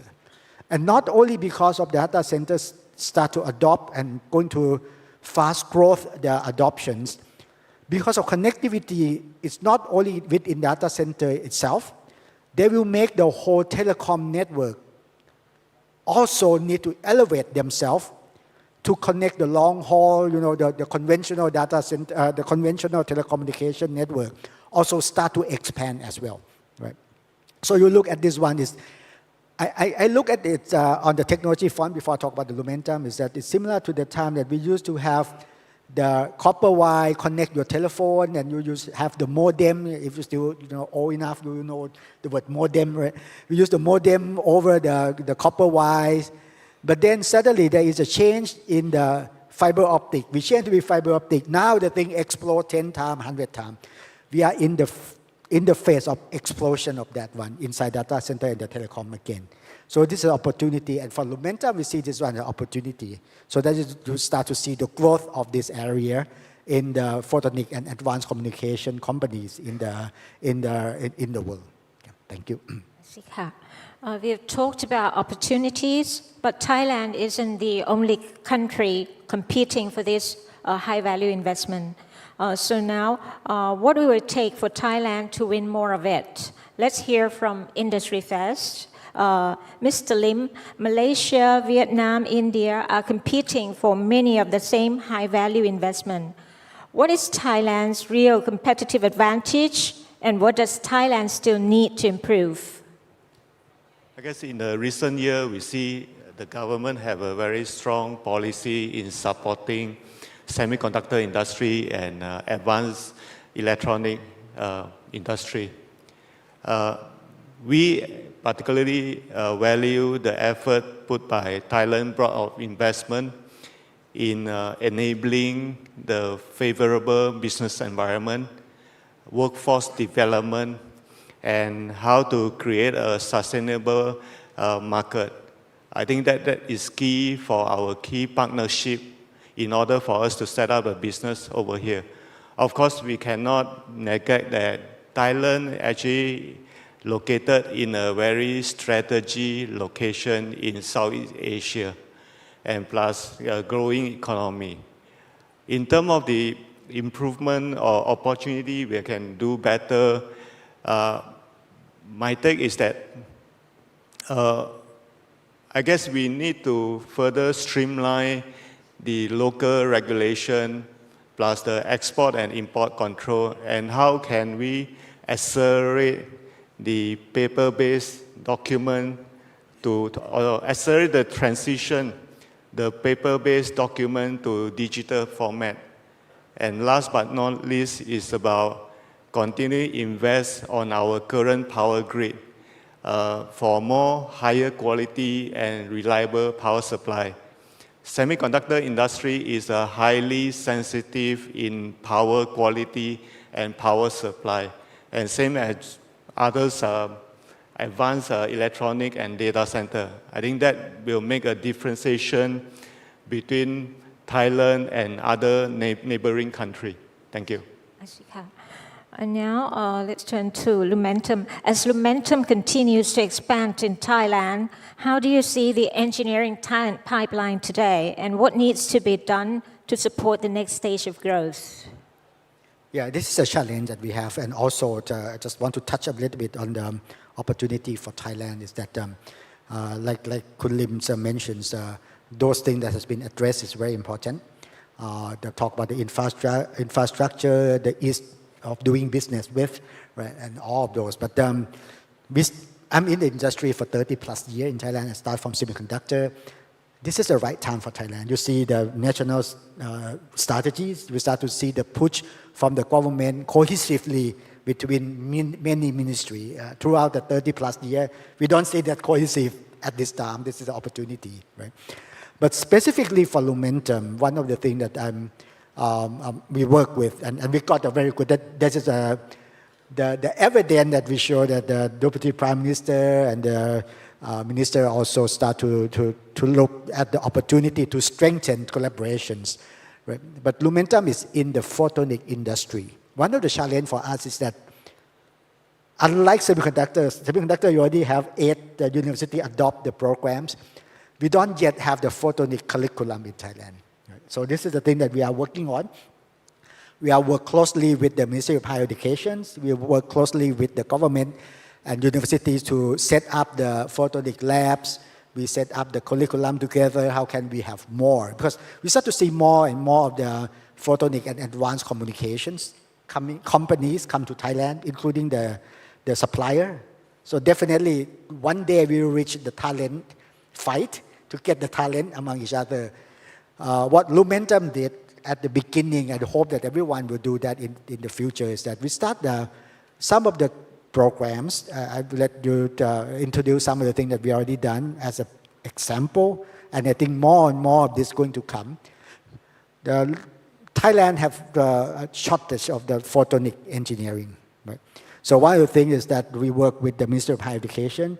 We come up with the programs, which is called Introduction to Photonic Engineer, Introduction level, Intermediate level, and work closely with the Ministry of Higher Education. And this course become available online from the open platform for anyone who are interested in the photonic. I checked it a month ago. We just launched it maybe like 2 quarters ago. There are 1,800 people registered in the class already, online. Right? So it's a good sign that people start to go into this knowledge, right? I just put the cost, the 2D barcode there in case someone interested. It's certification by Chulalongkorn universities, and this is it kind of the upskill and reskill. You think about you are the semiconductor engineer, but you want to go into the photonic engineer. Let's do this one, and then you get certificate, walk into any photonic and advanced communications company. We value this, not only for Lumentum, but for all industry in the photonic and advanced communications. We also have working on the second phase, which is the advanced training, right? So we are going to have the advanced programs for the photonic. So you think about the next 3 months, country will have introduction, intermediate, and advanced level, right? 6 hours, 6 hours, 6 hour class, certified by Chulalongkorn universities, and people can carry that one along as part of the upskill and open for everyone. So this is the beginning of the push that we have, but we will do more, not only for Lumentum. Once we go back and align with the national strategies, align with the universities, we will come up with more of this. We also come up similar to the roadmap that we work for semiconductor engineering. We will have photonic engineering go along with them as well. So this is something that we would like to address, that the people is the key element from those ones. This is when we signed the MOU with the Ministry of Higher Education. There are 2 key things from this MOU. One is to develop the curriculums, either upskill to be certificate level or additional degree. And also we are going to set up the photonic laboratories in one of the national semiconductor center for the country. Right? But we need more of this. I think and it's coming. That is why I said this is the time we start to see the cohesive between national strategy, Ministry of Higher Education, Ministry of Finance, and also the BOI that cohesively work together on this one. Very high opportunity. Thank you. Kunaritka, you have heard from industry about how both Thailand's strength and area of improvement. And what is the one thing Thailand most needs to get right to stay competitive for the next wave of high-value investment? May have three, not just one thing, but at least three things that we need to do more to build the sustainable future industry in Thailand. First thing is people, the human resource.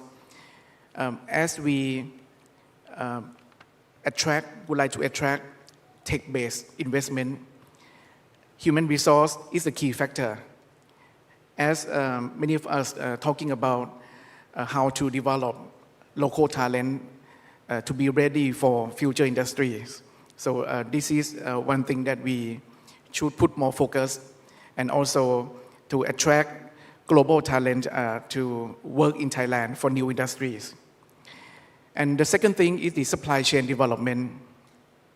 Even though Thailand has strong supply chain in existing industry, such as automotive or electronics, but since we are building new industries, especially the semiconductor, advanced electronic, PCB, photonics, electric vehicle, battery, automation, robotics, humanoid, these are new technology. So we need new supply chain for new technologies. We could upgrade the existing supply chain to respond to the changes in the future. And thirdly, the ease of doing business. Speed is very important for new investment. This is the reason why BOI implement the Thailand Fast Pass program, which is the new mechanism to clear the obstacle and get the investor up and running faster and easier. So these are three most important things that we should put more focus and do more. Thank you, Ka. Now, may I have one question for all three of you? Looking ahead into 2035, what would success look like for Thailand as a destination for high-value investment? Maybe we start with Mr. Lim first. I guess the thought process is that to develop a strong and comprehensive local ecosystem, we need a joint effort, not only from an Infineon perspective, but like I mentioned, the local company, local SME, and this will take patience, and this will have to set up a business strategy to see how we can create a sustainable future. For Infineon, we are not just investing the operation or setting up the largest back-end facility in Thailand, but we also inviting some of our key strategic partners to set up the local operation in Thailand so that we can get what we call support from our day-to-day business. And most of the supplier probably the first time set up business in Thailand. And local partnership is essential. That will increase the higher rate of successful. So again, that will be another opportunity for local company to participate and to continue to see how we can build a comprehensive ecosystem in Thailand for semiconductor perspective. Thank you. Thank you, Ka. Now, Dr. Prong, please. Yeah, I think it's similar along the way that like Kun Lim mentioned as well, right? Just want to point out a couple of things. It's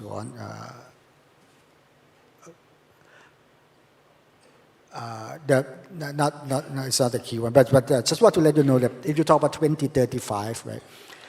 What I see is that ecosystem is very important. Right?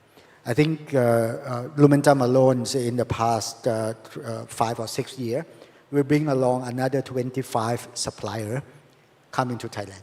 right? So, of course, the next step is not only bringing along the supplier, and we also need to also develop our local. Right? So, one of the things that I would like to share that if Thailand want to have the sustainability in the next 8 years or 10 years is that we need to start to look at the metrics when not only foreign direct investment go into the country, but how we start to spin that one as the ecosystem and generate the GDP contributions. I think this is the key one that, to coming in, develop something, and at the end, GDP spinning, increasing from the effort that we are putting in. Right? So this is something that if we can work together to ensure that everyone not only focus on the foreign direct investment, but also start to see the GDP impact, right, to the country. I think that's the sustainability. Thailand needs a new engine, and I think like Gunarit mentioned, the focus area that already paved with the way, semiconductor, photonic, the aerospace, and all of those. Right? That is the new economics that we are going to put into the country and ensure that all the ecosystem has been built and we could contribute to the GDP to the country. I think this is a key one that I would see in the next 10 years. And Kunarit, please.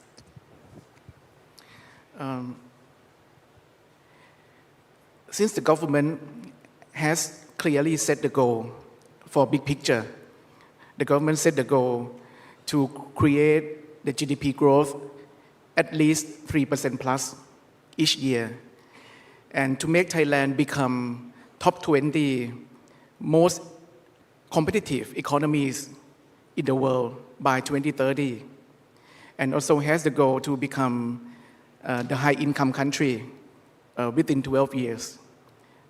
This is a macro target. And the investment will be the major mechanism to achieve this goal. So this is the role of the BOI and other partners to help together to achieve this goal. I believe that Thailand has high potential to become not just manufacturing based, but the hub, regional hub for advanced technology manufacturing and high value services. So this is our goal of the BOI and of the Thai government to achieve. Another point, in my opinion, success means building an ecosystem where global companies and Thai enterprises and also Thai people can work together to innovate and grow together in the country. Thank you. That's a great note to end on. Please join me in thanking Kunarit, Mr. Lim, and Dr. Prong for sharing their perspectives with us today. And thank you all for joining us. Enjoy the rest of Thailand Focus. ขอบคุณค่ะ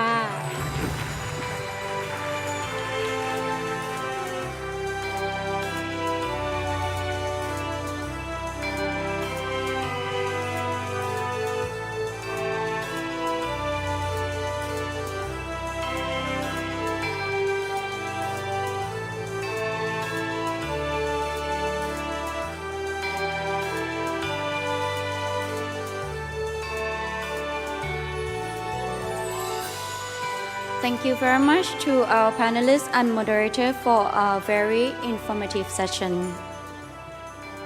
Ladies and gentlemen, while we are waiting to proceed to the next session, which is the keynote session, it is our privilege and a great honor to welcome Dr. Niti Than Praphat, Deputy Prime Minister and Minister of Finance of Thailand, to deliver us a keynote address. And may I take this opportunity to recap shortly on our previous session.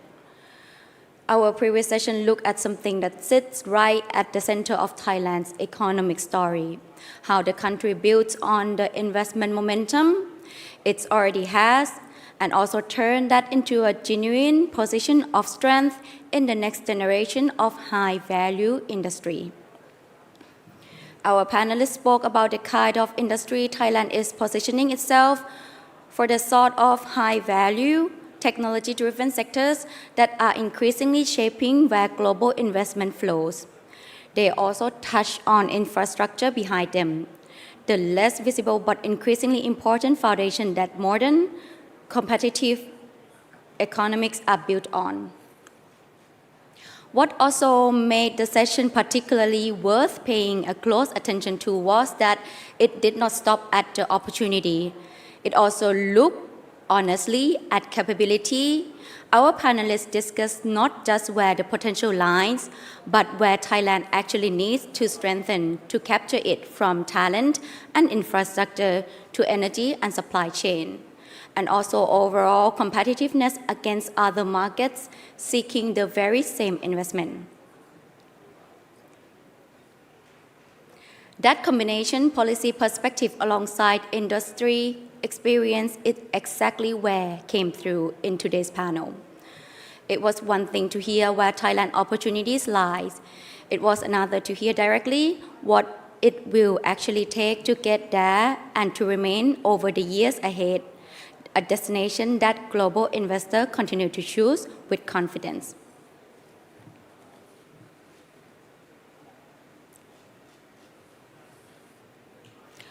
In addition, one thing our panel made clear is where a lot of this growth is actually really coming from AI, cloud, and telecommunications, all converging together at once and connecting the world faster than before.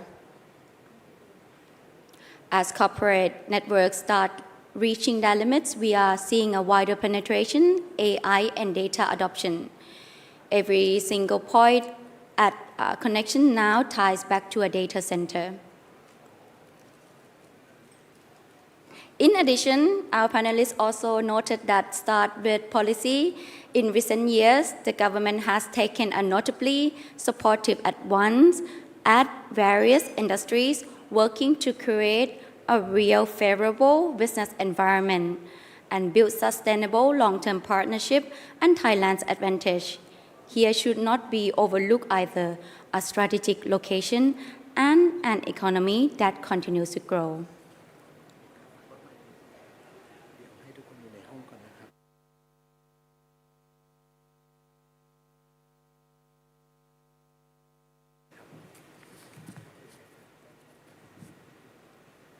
Ladies and gentlemen, may I kindly inform you that our Deputy Prime Minister and Minister of Finance of Thailand, Dr. Ek Niti Than Prapat, will be here shortly. So may I please kindly inform you to remain seated, and we will proceed to the next session shortly. Thank you. Hello. Today there's an important program from the Stock Exchange of Thailand that every investor should know about, the Jump Plus program. Jump Plus is a program promoting value enhancement for Thai-listed companies, with a total of 142 participating companies. It invites listed companies to prepare a 3-year long-term plan from 2026 to 2028,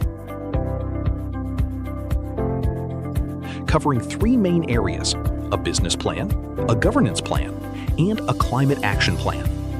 For the business plan, about 2/3 of the participating companies aim to grow profit or revenue by more than 50% within 3 years, and 40% of the companies aim to increase net profit by more than 100%. Driven by a total of 277 business strategy initiatives. As for the governance plan, there are 271 initiatives in total, over half of which focus on anti-corruption, whistleblowing, and preventing the use of insider information. For the climate action plan, companies that are ready to take action have voluntarily prepared 113 initiatives, reflecting a serious commitment to ESG. From now on, participating companies will report their progress every 6 months, so investors can follow along continuously. While the Stock Exchange of Thailand and its partners will provide support, both through knowledge and activities that help raise awareness among investors. Join us in following this next step in elevating Thai-listed companies with the Jump Plus program. For more details on each company's Jump Plus plan, visit the website set.or.th. Hello! Today there's an important program from the Stock Exchange of Thailand that every investor should know about, the Jump Plus program. Jump Plus is a program promoting value enhancement for Thai-listed companies, with a total of 142 participating companies. It invites listed companies to prepare a 3-year long-term plan from 2026 to 2028, covering 3 main areas: a business plan, a governance plan, and a climate action plan. For the business plan, about 2/3 of the participating companies aim to grow profit or revenue by more than 50% within 3 years, and 40% of the companies aim to increase net profit by more than 100%. Driven by a total of 277 business strategy initiatives. As for the governance plan, there are 271 initiatives in total, over half of which focus on anti-corruption, whistleblowing, and preventing the use of insider information. For the climate action plan, companies that are ready to take action have voluntarily prepared 113 initiatives, reflecting a serious commitment to ESG. From now on, participating companies will report their progress every 6 months, so investors can follow along continuously. While the Stock Exchange of Thailand and its partners will provide support, both through knowledge and activities that help raise awareness among investors. Join us in following this next step in elevating Thai-listed companies with the Jump Plus program. For more details on each company's Jump Plus plan, visit the website set.or.th. Hello! Today there's an important program from the Stock Exchange of Thailand that every investor should know about, the Jump Plus program. Jump Plus is a program promoting value enhancement for Thai-listed companies, with a total of 142 participating companies. It invites listed companies to prepare a 3-year long-term plan from 2026 to 2028, covering 3 main areas: a business plan, a governance plan, and a climate action plan. For the business plan, about 2/3 of the participating companies aim to grow profit or revenue by more than 50% within 3 years, and 40% of the companies aim to increase net profit by more than 100%. Driven by a total of 277 business strategy initiatives. As for the governance plan, there are 271 initiatives in total, over half of which focus on anti-corruption, whistleblowing, and preventing the use of insider information. For the climate action plan, companies that are ready to take action have voluntarily prepared 113 initiatives, reflecting a serious commitment to ESG. From now on, participating companies will report their progress every 6 months, so investors can follow along continuously. While the Stock Exchange of Thailand and its partners will provide support, both through knowledge and activities that help raise awareness among investors. Join us in following this next step in elevating Thai-listed companies with the Jump Plus program. For more details on each company's Jump Plus plan, visit the website set.or.th. Hello! Today there's an important program from the Stock Exchange of Thailand that every investor should know about, the Jump Plus program. Jump Plus is a program promoting value enhancement for Thai-listed companies, with a total of 142 participating companies. It invites listed companies to prepare a 3-year long-term plan from 2026 to 2028, covering 3 main areas: a business plan, a governance plan, and a climate action plan. For the business plan, about 2/3 of the participating companies aim to grow profit or revenue by more than 50% within 3 years, and 40% of the companies aim to increase net profit by more than 100%. Driven by a total of 277 business strategy initiatives. As for the governance plan, there are 271 initiatives in total, over half of which focus on anti-corruption, whistleblowing, and preventing the use of insider information. For the climate action plan, companies that are ready to take action have voluntarily prepared 113 initiatives, reflecting a serious commitment to ESG. From now on, Participating companies will report their progress every 6 months, so investors can follow along continuously. While the Stock Exchange of Thailand and its partners will provide support.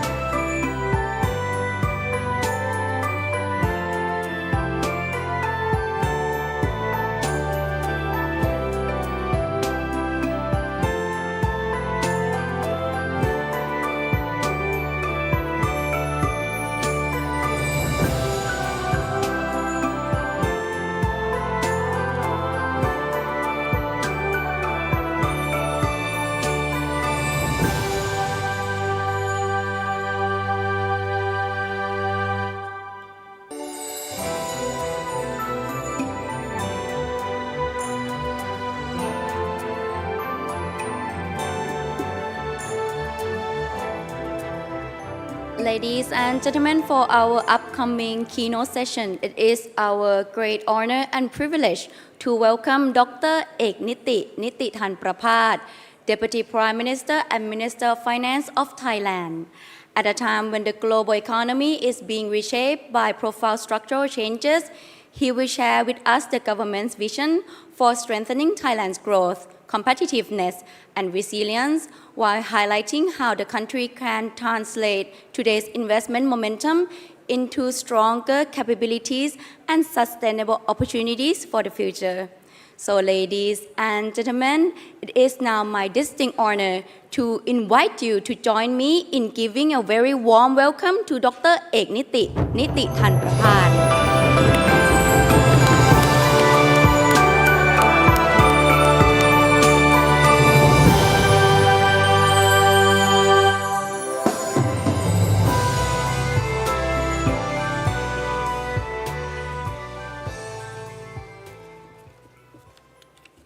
Chairman and management of the Stock Exchange of Thailand, distinguished investors and business leaders, ladies and gentlemen. At the outset, please accept my apologies for the last-minute change of time. At first, I intended to give an opening speech this morning, but I had to be at the parliament to consider the $12 billion borrowing decree. This is an important part of the government response to the recent energy shocks. But I place a lot of importance on Stock Exchange of Thailand, and especially Thailand Focus event. So I decided to skip my lunch to speak here instead. I hope it's worth if it can make markets growing more and more, reaching set index reaching 2,000 by this year. So I'm again sorry for interrupting your lunch. Today, I would like to take this opportunity to congratulate the Stock Exchange of Thailand and everyone in this room and to our market communities on the stronger momentum we have seen this year. The market recovery we have seen is encouraging. It comes at a time when we need confidence and investment to drive Thailand's economy forward. The theme of this year's conference, Reignite Thailand, is therefore very timely. The world, as we know, is being reshaped by three major forces. First, geoeconomic tensions are reorganizing traditional supply chain. Second, AI and digital technologies are shaping the way businesses compete and do business. Third, the energy and climate transition are affecting investment decisions. For Thailand, these shifts have three implications. First, they expose some of our existing vulnerabilities. We have to accept that. Second, they create a new investment opportunities as well. Third, they require us to rethink our economic strategies, which I will highlight today. But as the world navigates through these mega shifts, our job is to ensure that Thailand is in the best position to take on these challenges. Amid this context, there are two sides to Thailand's position. First, our vulnerabilities. The recent energy shock has exposed our deep dependence on imported energy.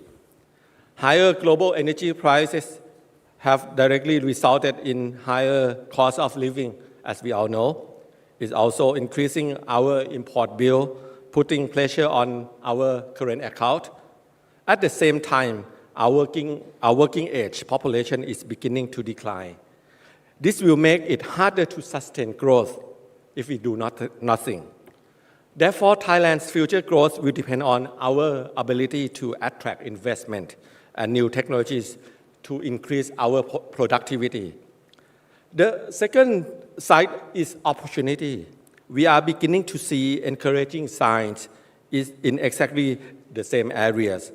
In the first half of this year, FDI investment applications to BOI reached around 1.47 trillion baht, or around $45 billion, up 37% from a year earlier. But more importantly, actual investment by BOI promoted projects reached more than 500 billion baht, or around $15 billion, at almost 30% year on year. Domestic private investment also strengthened, expanding by almost 14% in the second quarter. This was the strongest increase more than a decade. This is also a double-digit consecutive growth because the first quarter growing around 10%.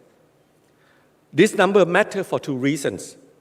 First, they demonstrate that investment-led growth policy of this government is ongoing. And we already jumpstart or reignite investment in Thailand.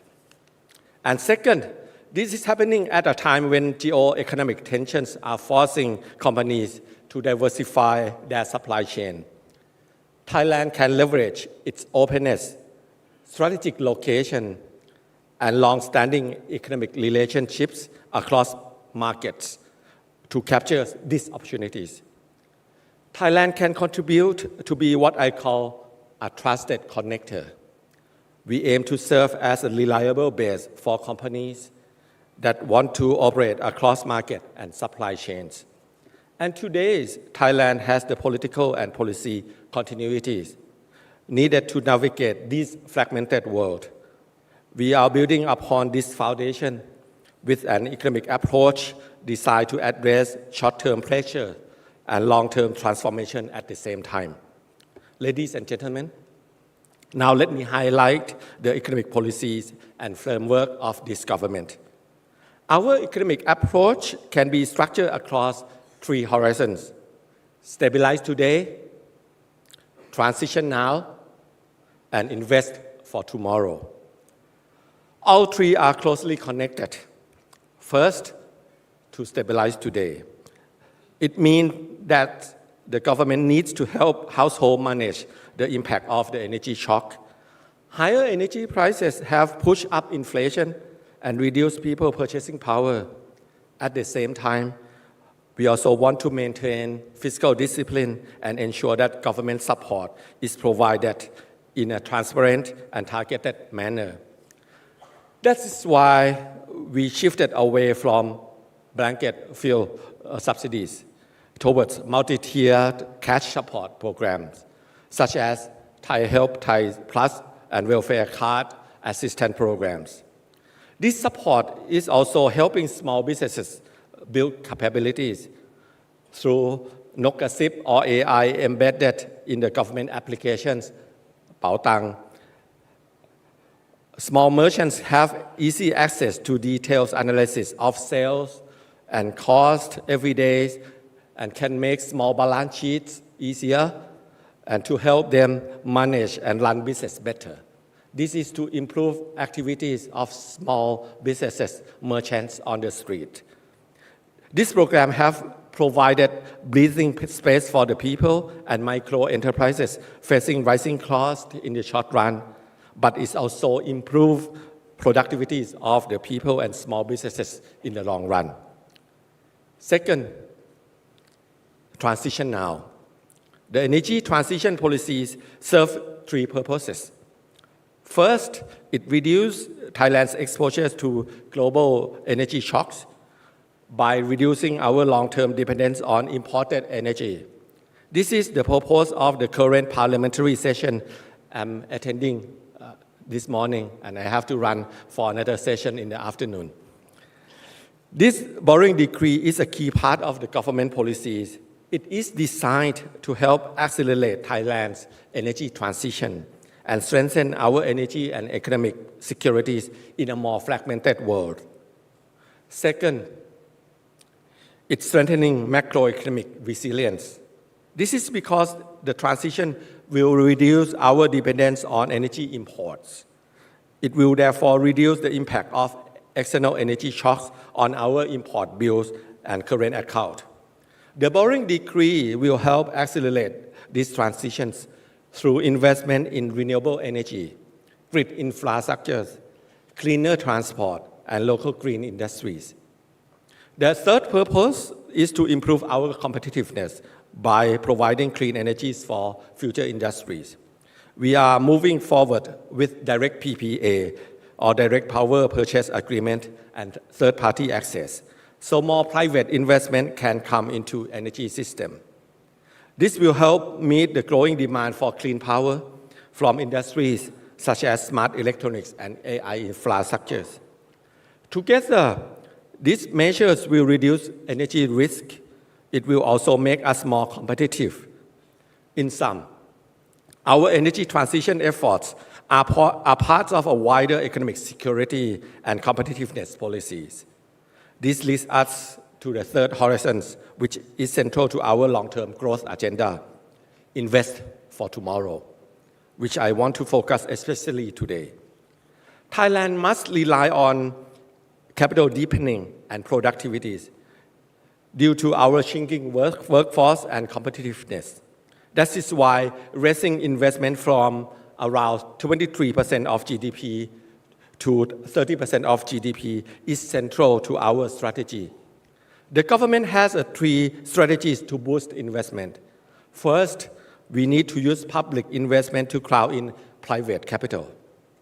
The government will continue to do it, parts by investing in infrastructure foundations that help business grow, from energy and utilities to transport and logistics and digital infrastructures. We will utilize financing vehicles such as PPPs or public-private partnerships and infrastructure funds to support this investment. I hope you will see more infrastructure funds listed in Stock Exchange of Thailand for years to come. But we also know that government investment alone is not enough, so we need private investment to crowd in public investment. Now let me move to the second pillar, which is enabling foreign direct investment. History already gives us a strong example. Following the Plaza Accord in 1980s, which we all know, Thailand emerged as an important investment destination.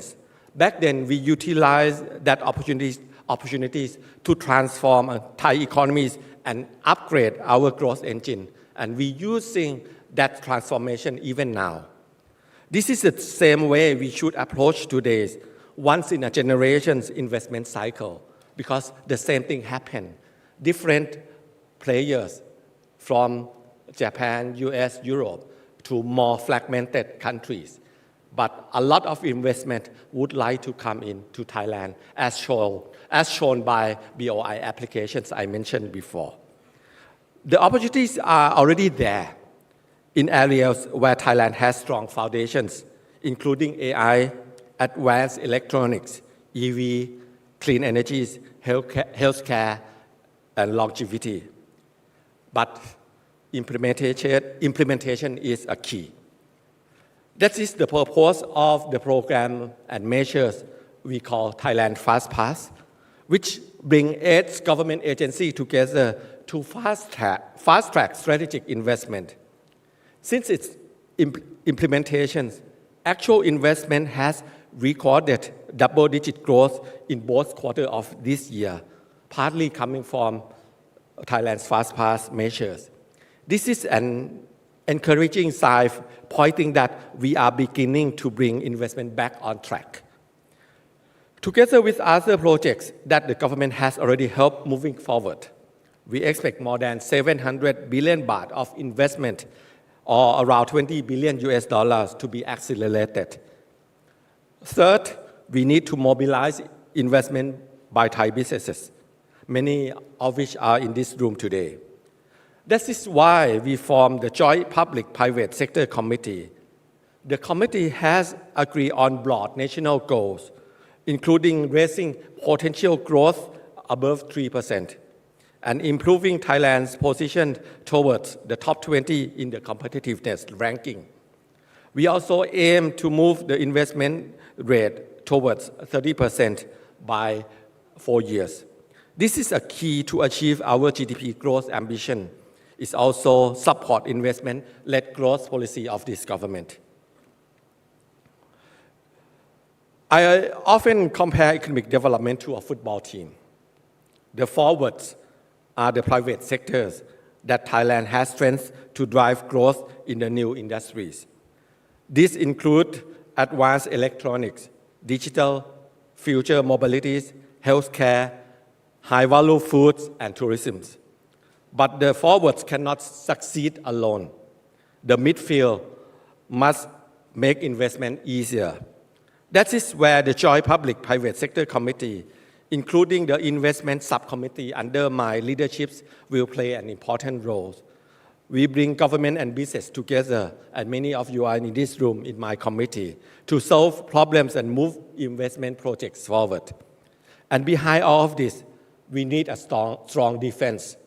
That means macroeconomic stabilities and fiscal disciplines are so important. That's why we put highlight on external stabilities to make sure we have ample reserve to cover our external debts and to make sure public debt to GDP is below 70%, while other countries is reaching 100% or more than that. At the same time, success should go beyond investment number alone. What matters more is the contributions those investments make to Thailand. The quality of investment should be measured in 3 dimensions. First, technology and innovation. We want to see more research and development taking place in Thailand. This includes collaborations with our universities and more technology transfers into our country.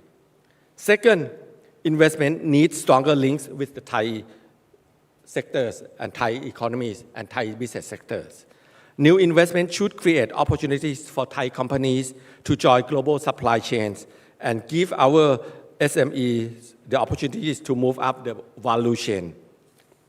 However, we want that connection with the domestic economies to continue to deepen even further. That's why the third factor is so important, our people. Investment should create good and high quality jobs and give Thai workers the chance to upgrade their skills. Through our skill bridge programs that I asked BOI to create, we working with companies, especially foreign direct investment companies, to provide demand-driven training. This will be based on the skills these new investment and companies actually need. Areas such as AI, cloud computing, semiconductors, EVs, robotics, and biotechnologies are part of the programs. That is what I mean, what I say, that we need to turn global capital into capabilities here in Thailand. We need to build new industries that Thailand is already attracting in areas such as AI, advanced electronics, clean energy, and longevity. We need to upgrade the strengths we already have by moving food into health and longevity, healthcare and tourism into wellness, automotive into EVs, and electronics further up the value chains. At the end of the day, the future does not mean Thailand has to leave behind what has served us well in the past. It does require us to move up value chain, move up technology, move up the opportunities we create for Thai business and workers. A stronger investment economy is also required a stronger capital market. I see 3 priorities. First, deepen the long-term investor base. TISA can help channel household saving toward long-term productive investment. That's why yesterday I discussed with Secretary General of SEC and also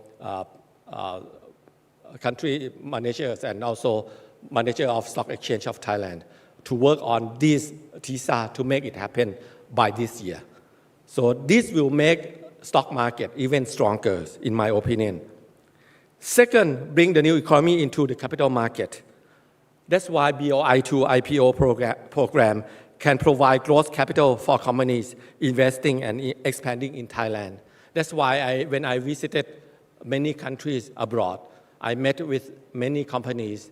I normally invite them to be listed in Stock Exchange of Thailand, and I call internationally to Kun Kwang that we need to push up this project forward and make it happen. So we have some target companies, hope that can be on the list soon. Third, help the existing listed companies transform. That's why I'm so impressed with the Jump Plus programs of SET. I hope Jump Plus can encourage listed companies to develop plans for productivities, innovations, and long-term value chains. And I would like to add to support SME for Thailand. That's why I plan in my head to provide some incentive for listed companies to bring in SMEs to their supply chains. This will make us stronger from the bottom to the top. Underpinning all 3 must be strong governance, clear disclosures, efficient market mechanisms. That's why yesterday in the cabinet, we approved the draft law to make capital market in Thailand stronger and more transparent and better governance. This way, the capital market can help connect the investment now coming into Thailand with the next stage of the country economic development. Just as Thailand wants to be a trusted connector in the global economies, our capital markets should connect capital with capabilities. It should help finance the economies we are building for tomorrow. Ladies and gentlemen, Thailand has a real opportunity before us, but we still have to work to do. We still have work to do. So let me conclude my speech with 3 final points. First, Thailand faces real structural challenges. Our dependence on imported energy leaves us exposed to external shocks. At the same time, demographic change is putting greater pressures on productivity and long-term economic growth. Second, the current global investment cycles give us an opportunity to address these challenges. Supply chains are being reshaped, new industries are emerging, and investment is once again becoming an important engine of growth. Thailand is well positioned to capture this momentum. Third, our response is clear. Stabilize today, transition now, invest for tomorrow. But investment is not an end by itself. What matters is whether we can turn capital into capability. This means building stronger Thai businesses, giving our people better opportunity, making the economy more resilient over time. This is also at the heart of the theme Thailand will bring the IMF World Bank annual meeting later this year. The theme is Thailand's New Horizons, empowering people, building resilience. Our task is to use this investment cycle not just to bring more capital into Thailand, but to build stronger capabilities within Thailand. Let me also emphasize that government will carry this agenda forward with continuity. We are stabilizing economy where needed, accelerated the energy transition, investing for the futures, including infrastructures and industry to our people. We will do so on the strength of Thailand's strong economic fundamentals, including ample international reserve and low external debt, while maintaining financial and fiscal discipline. This is how we reignite Thailand, and this is how we open new horizons by empowering our people and building resilience. Thank you very much.